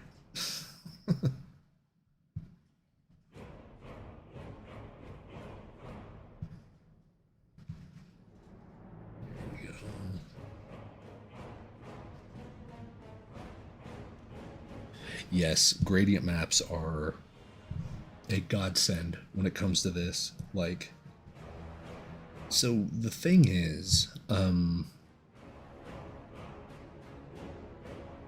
I know there's a way to like merge all the layers together. I never remember my Procreate shortcuts ever. But the way gradient maps work in Procreate kind of sucks. Because you can't apply it as a filter. It literally just applies to the layer it's on. So you have to make like a merged copy of everything and then do the gradient map. But then I think that's the only thing you can. No, it's like a fill tool. That's right. It's like a fill tool. So instead of having a lot of control and being able to mask it out and all that stuff, it literally just goes onto that layer. And it's like part of it now. Which, you know, it's not the best. It would be helpful if they allowed some sort of nuance to it, but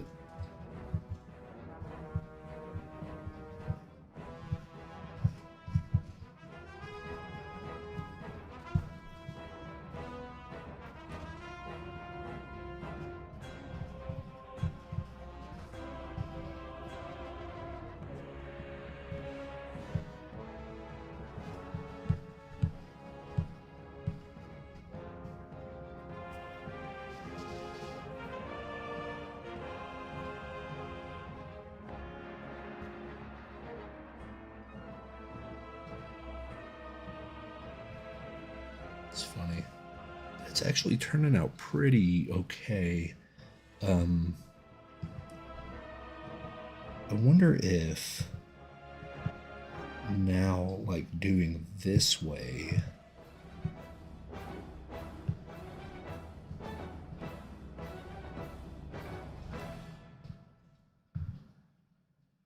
okay. I was like, what layer am I on? Okay. Oh, because the white is going in front of it. I see. I see. Just gonna sketch that stuff here. Let me go ahead and bring in some crosshatch. Let's crosshatch a little bit there. See, really this is just putting in lines to put in lines, which is fine.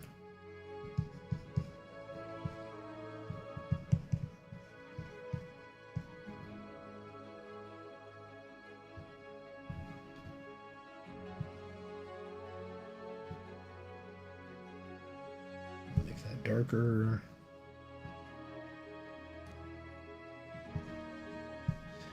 We'll like bring this up here.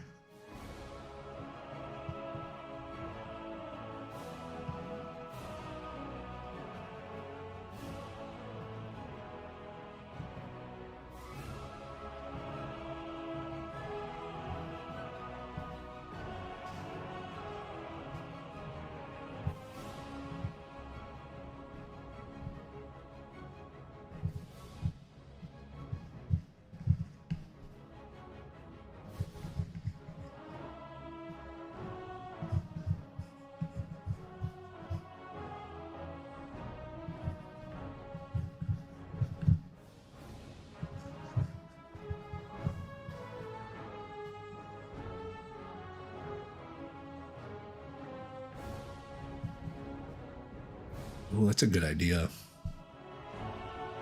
Yeah, kind of work here for the sketch stuff, and then yeah, because now that I'm thinking about this more like graphite, I'm really digging the look. And then I can like erase out if there's a little too much. But then let's check this out. I do inking.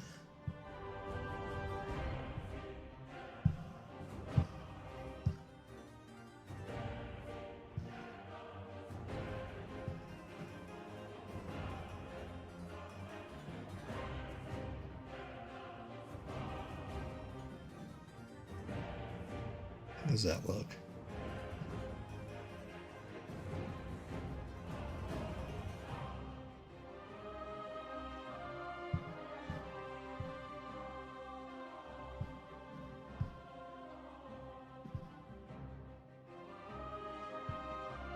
I think I actually like it better without the inking.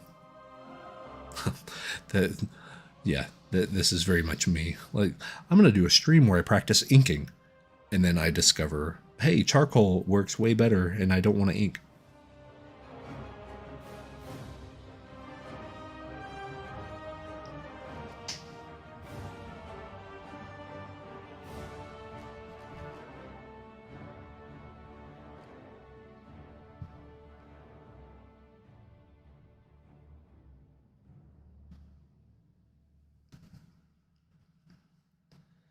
Yeah, I kind of dig that. It has more energy, you know? What I could maybe do to like push this idea,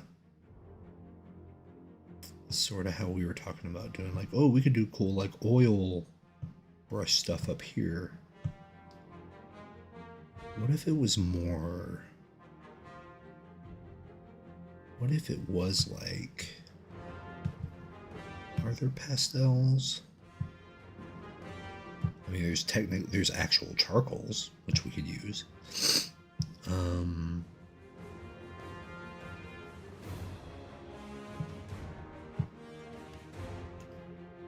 Artistic.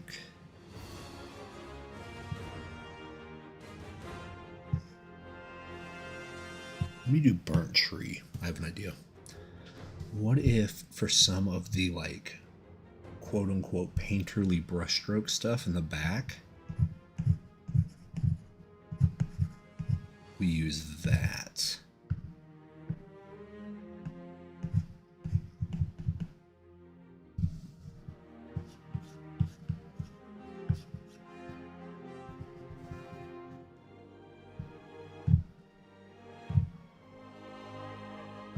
And we have a smoother vine charcoal. Oh yeah, or we could do like a 6B actually. And then what you do is you do this.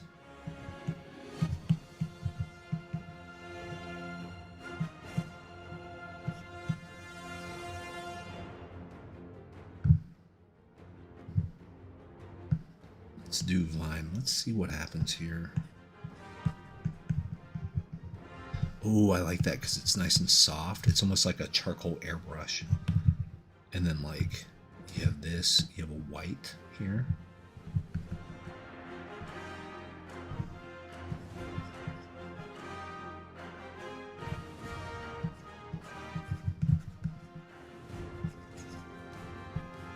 Yeah, it's cool. Do that. You do like a charcoal block. Sure.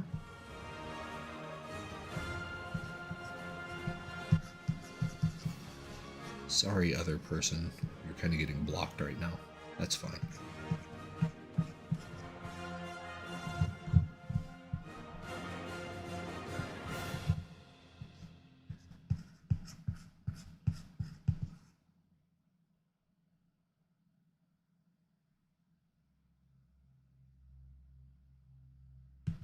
Then we get like,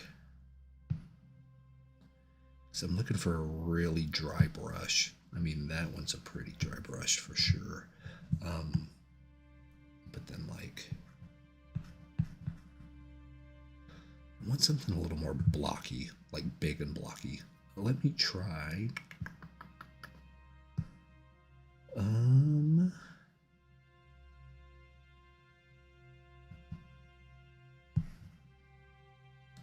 Sticks, maybe? Oh, that's cool. That kind of reminds me of like Richard Anderson stuff, like flat trap style stuff.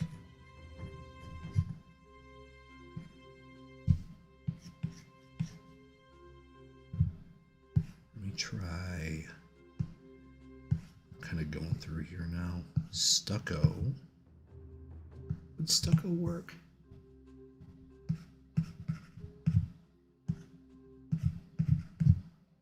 Yeah, stucco works really well. That's kind of what I was looking for. Okay, so we have this, and then we can do like, yeah, that looks dope.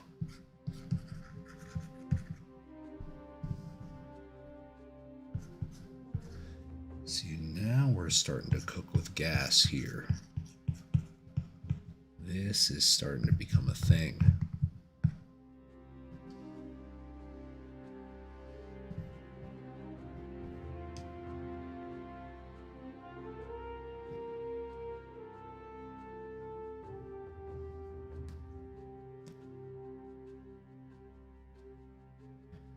And see, you could almost like impression this thing together to make it look like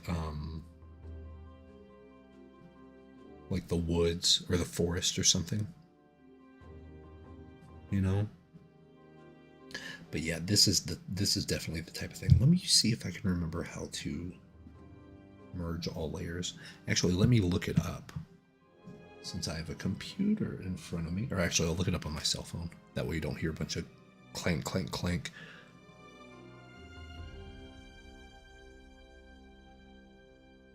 Oh, and I wonder if there's a way to make a macro, like a hotkey for it. Because I know you can do this. I know you can do like this, like flip horizontally, open color panels, smudge tool, paint tool, eraser tool. I know you can do that. But I wonder if there's a way. Procreate, make macro, merge all layers together.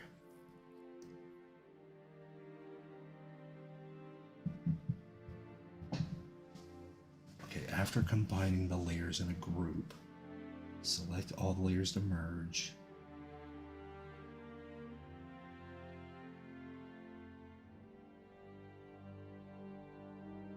Okay.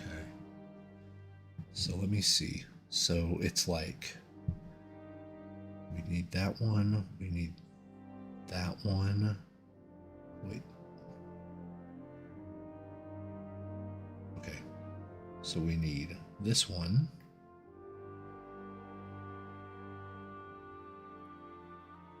How do I select all the layers? Select all the layers to merge. I want this one. Hold. I want this one. Hold. No. Duplicate, delete. Oh, you swipe that way. Okay.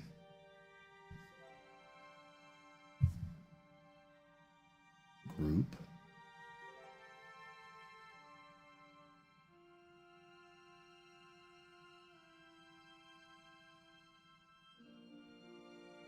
Okay. Is there a way to duplicate the group? Yes, there is. Duplicate the group. Okay.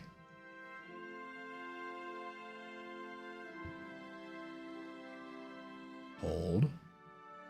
Right. Hold. Come on, bro. Where did I just see flatten? Hold on. Oh, double tap, flatten. Okay. So there's that group, right? It's a duplicated group. So now you're seeing somebody go all the way through this stuff. So let's take a look at this. So we're going to come up here. We're going to do a gradient map. Oh, look at that, dude.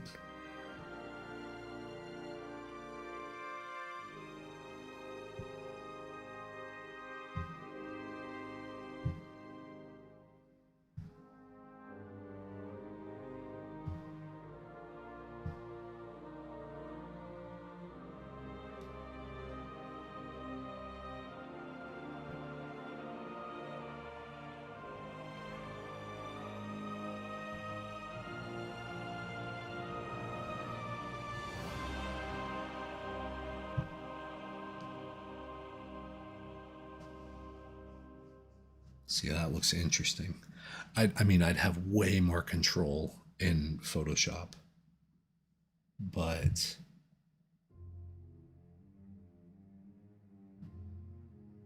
here. Oh, I guess you can pencil in where you want it. Is that right? Or does that mean the gradient map is on its own layer now? No. Okay.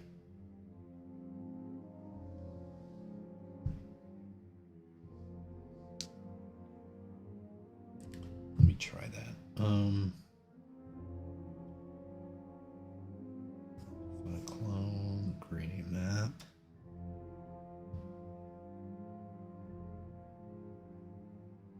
And then I can like tell it where.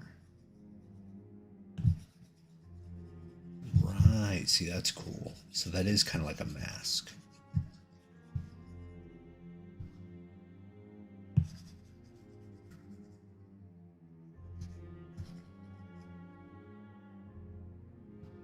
So that's neat. That's a neat thing to do, you know.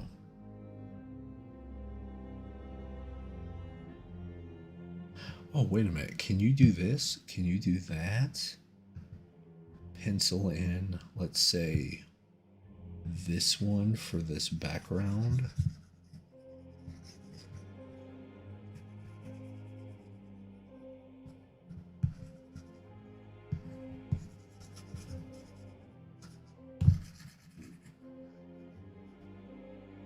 And then like this one. Oh, no. Oh, okay.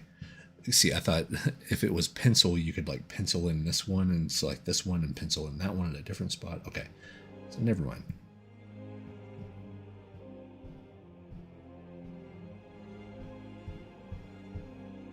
All right.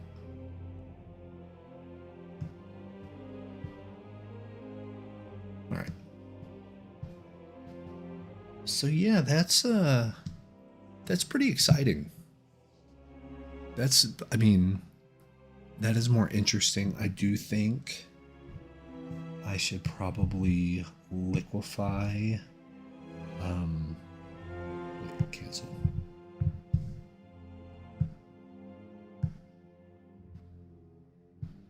I think I should liquefy this, because I think there's a few things.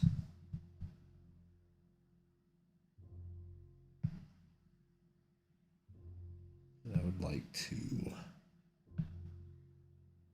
adjust a little bit. Make the pauldrons a little bigger. Make his hair a little taller.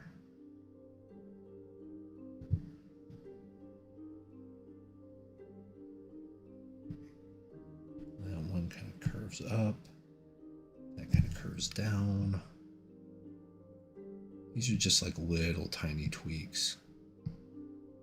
I've come to like the liquify tool because I don't use it a lot, but I'm super like thankful it's there. I think I will be using it more though.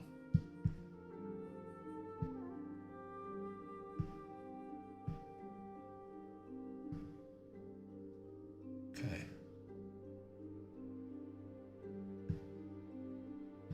So now let's see how that changed that.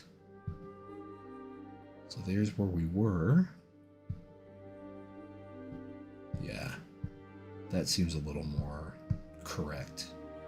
I know he has a little red on his beard, but that's fine.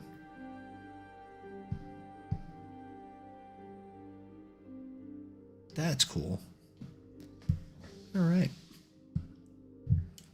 So I think we're actually at a decent stopping point for tonight.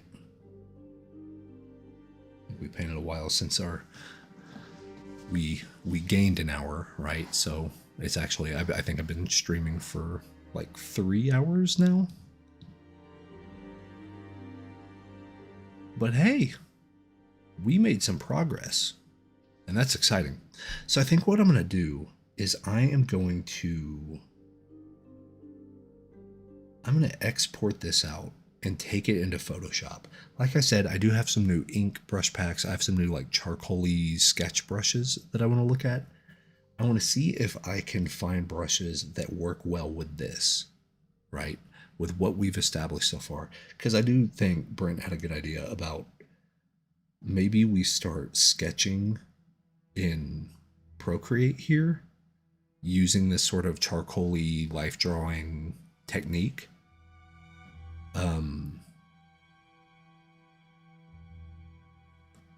Oh, does it say 2 hours? Wow, it does. It actually feels like we've made a lot of progress in 2 hours. Huh. Went through a lot of ups and downs. but yeah, that's cool.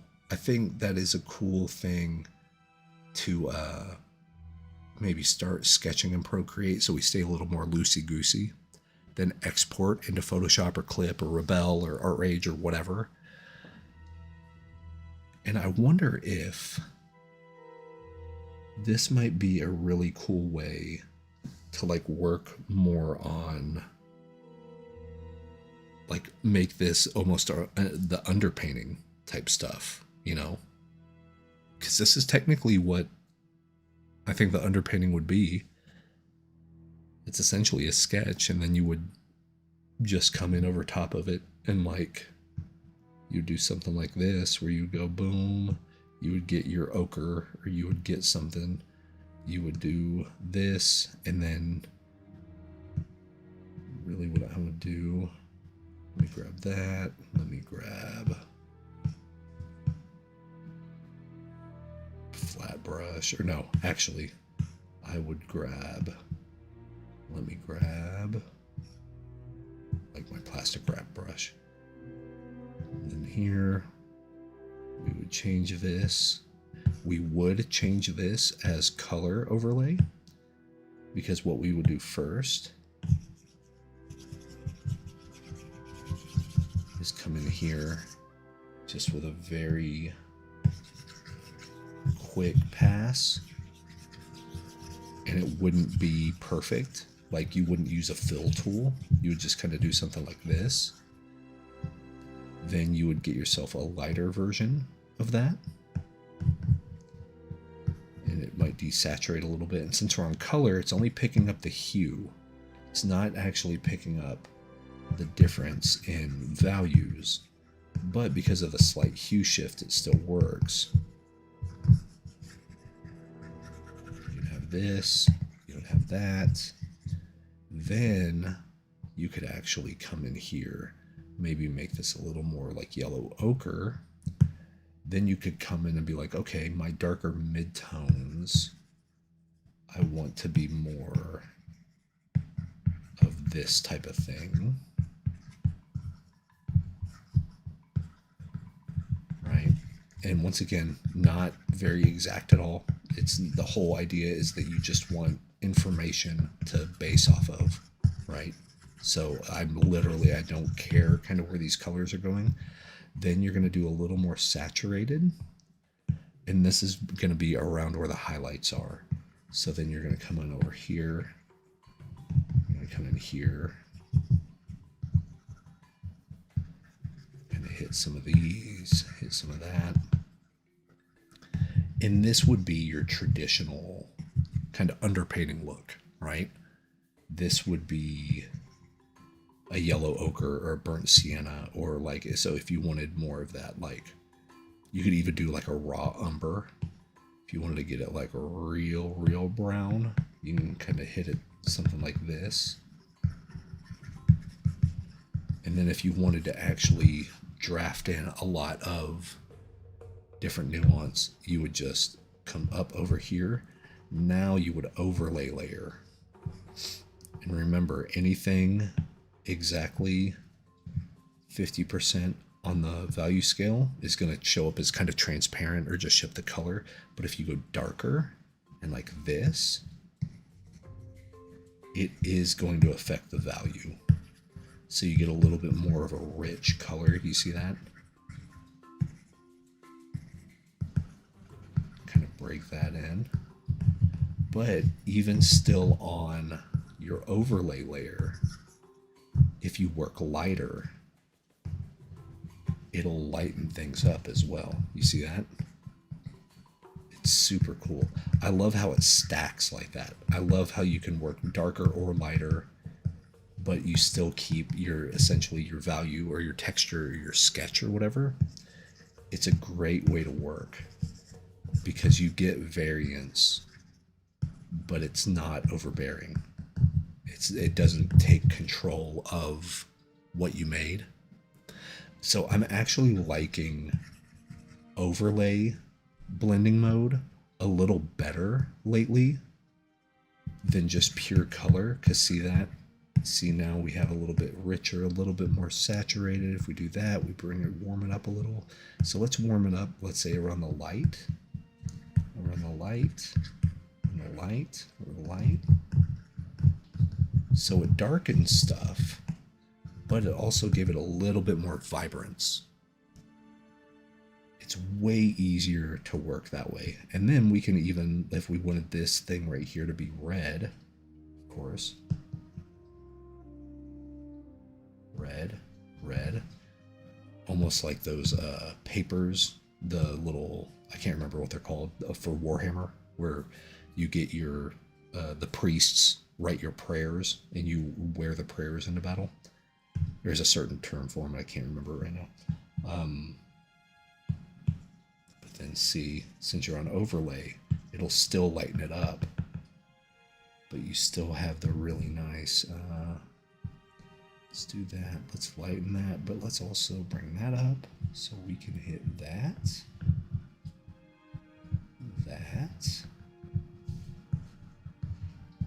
So here's just traditional paint practice for you guys. But yeah, see, really fun, really fast. That might be the most important thing. But those overlay layers are just great, because you can easily make the edits that you need.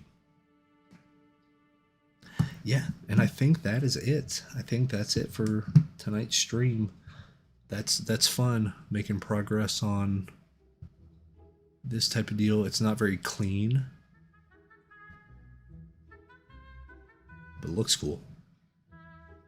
You know? Makes me want to work more in like traditional, like break out the watercolors or something. See if I can do some, like some sort of, instead of inking as far as like comic book inking, maybe it's like ink wash, more like a Karl Kopinski or something like that. That's it, man. That's fun. Super cool. So hopefully the zooming in and out and all the paint strokes and stuff showed up fairly smooth. I hope so. If not, let me know. I might order one of those HDMI adapters because I don't have USB-C on this. I have the lightning port. So I'd need to get a lightning port to HDMI, then run probably a 5 or 6 foot HDMI cable from that adapter that I would plug in here over to my capture card.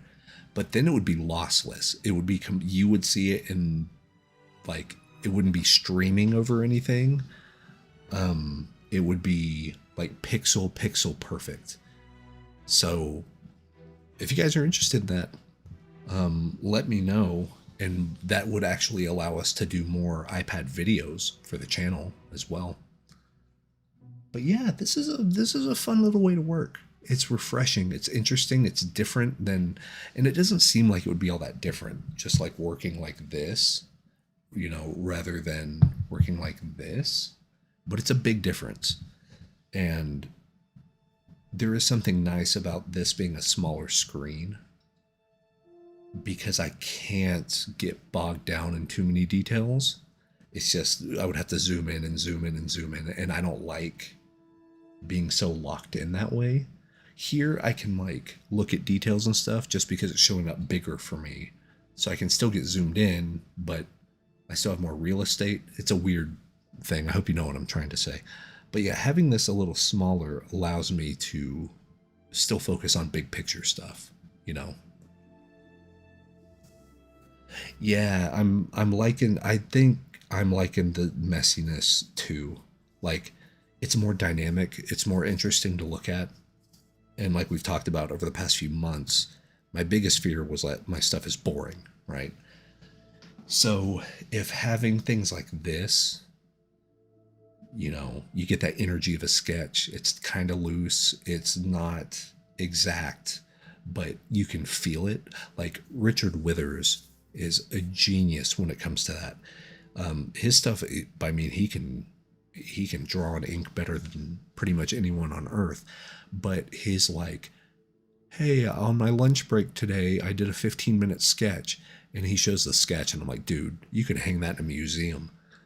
You know, Richard was the head of art direction for Dungeons and Dragons for like a decade, I think, for maybe more than that. I need to read his stuff again, his biography and everything. But yeah, his sketch work is out of this world. So it's kind of freeing doing that, you know, doing this type of stuff rather than getting bogged down in the minutia of how wet brushes are blending together to make value control and lost edges and hard edges. It's easier to be like, a hard edge is a line, you know, soft edge is the side of charcoal, and then lost edge is no edge. That's real easy math. It's just tilt the pencil a little bit, you know. So maybe we can work more like that. Maybe we can work more this way, because this will transfer over to traditional art. If I do break out the watercolors, if I do want to start washes, if I do want to start that stuff, this is very close to like 1-to-1 how I would work on the watercolor paper or copy paper, or even I have like this sketchbook right here. Do I even have anything in this sketchbook? Oh, I do. Yeah. So I know this is like real blurry and stuff, but like this was way earlier last year, I think. So my proportions are off and stuff like that. But like, you know, that's sort of,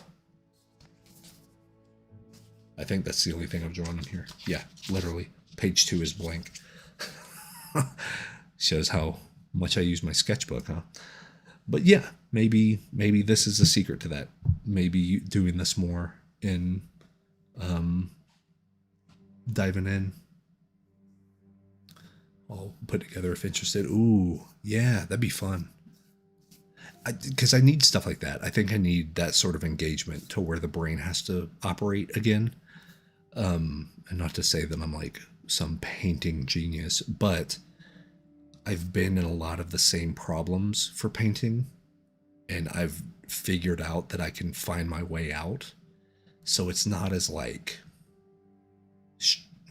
no, it's still stressful, but it's not as like, oh God, what am I doing? What am I doing? Oh, how do I, oh, Like, oh, don't break the golden egg. Oh no, like there's something good about that energy. Sometimes I think being in a situation you've never been in before is usually a good thing when it comes to art, because that means you're progressing, you're pushing yourself to a new boundary, to a new limit. And that's powerful, because every time you do that and then you get more comfortable and then you reach out a little more and get more comfortable and reach out a little more, and you keep doing that over and over the course of doing that for 3 or 4 years, now you have a body of work. You know what I mean? You have a big shift in what your skill set is. And the whole goal is to keep growing, keep getting better. So that's what we're gonna try for. I do see some things I want to like bring into Photoshop and stuff, so I may do that for this next video, and then talk about the power of charcoal. Talk about the power of, maybe I was looking in the wrong place. Maybe I was like, oh, inking, and I need to be exact, and I need to get very refined and like problem solve the design. And but maybe the secret is sketching should mean charcoal, and charcoal means painting with graphite. Who knows, right? But that's my time. That is my time. You guys have been amazing. And I will see you all on Wednesday. Yeah, Wednesday. So, yeah, YouTube video coming up soon. I'll be able to do some announcements on what I've been working on in the next week or so. That'll be fun. But, yeah, until then, go make cool art. I have been Wes. You guys have been awesome. Thank you so much for hanging out. Thank you so much for watching. And we'll catch you next time. Bye.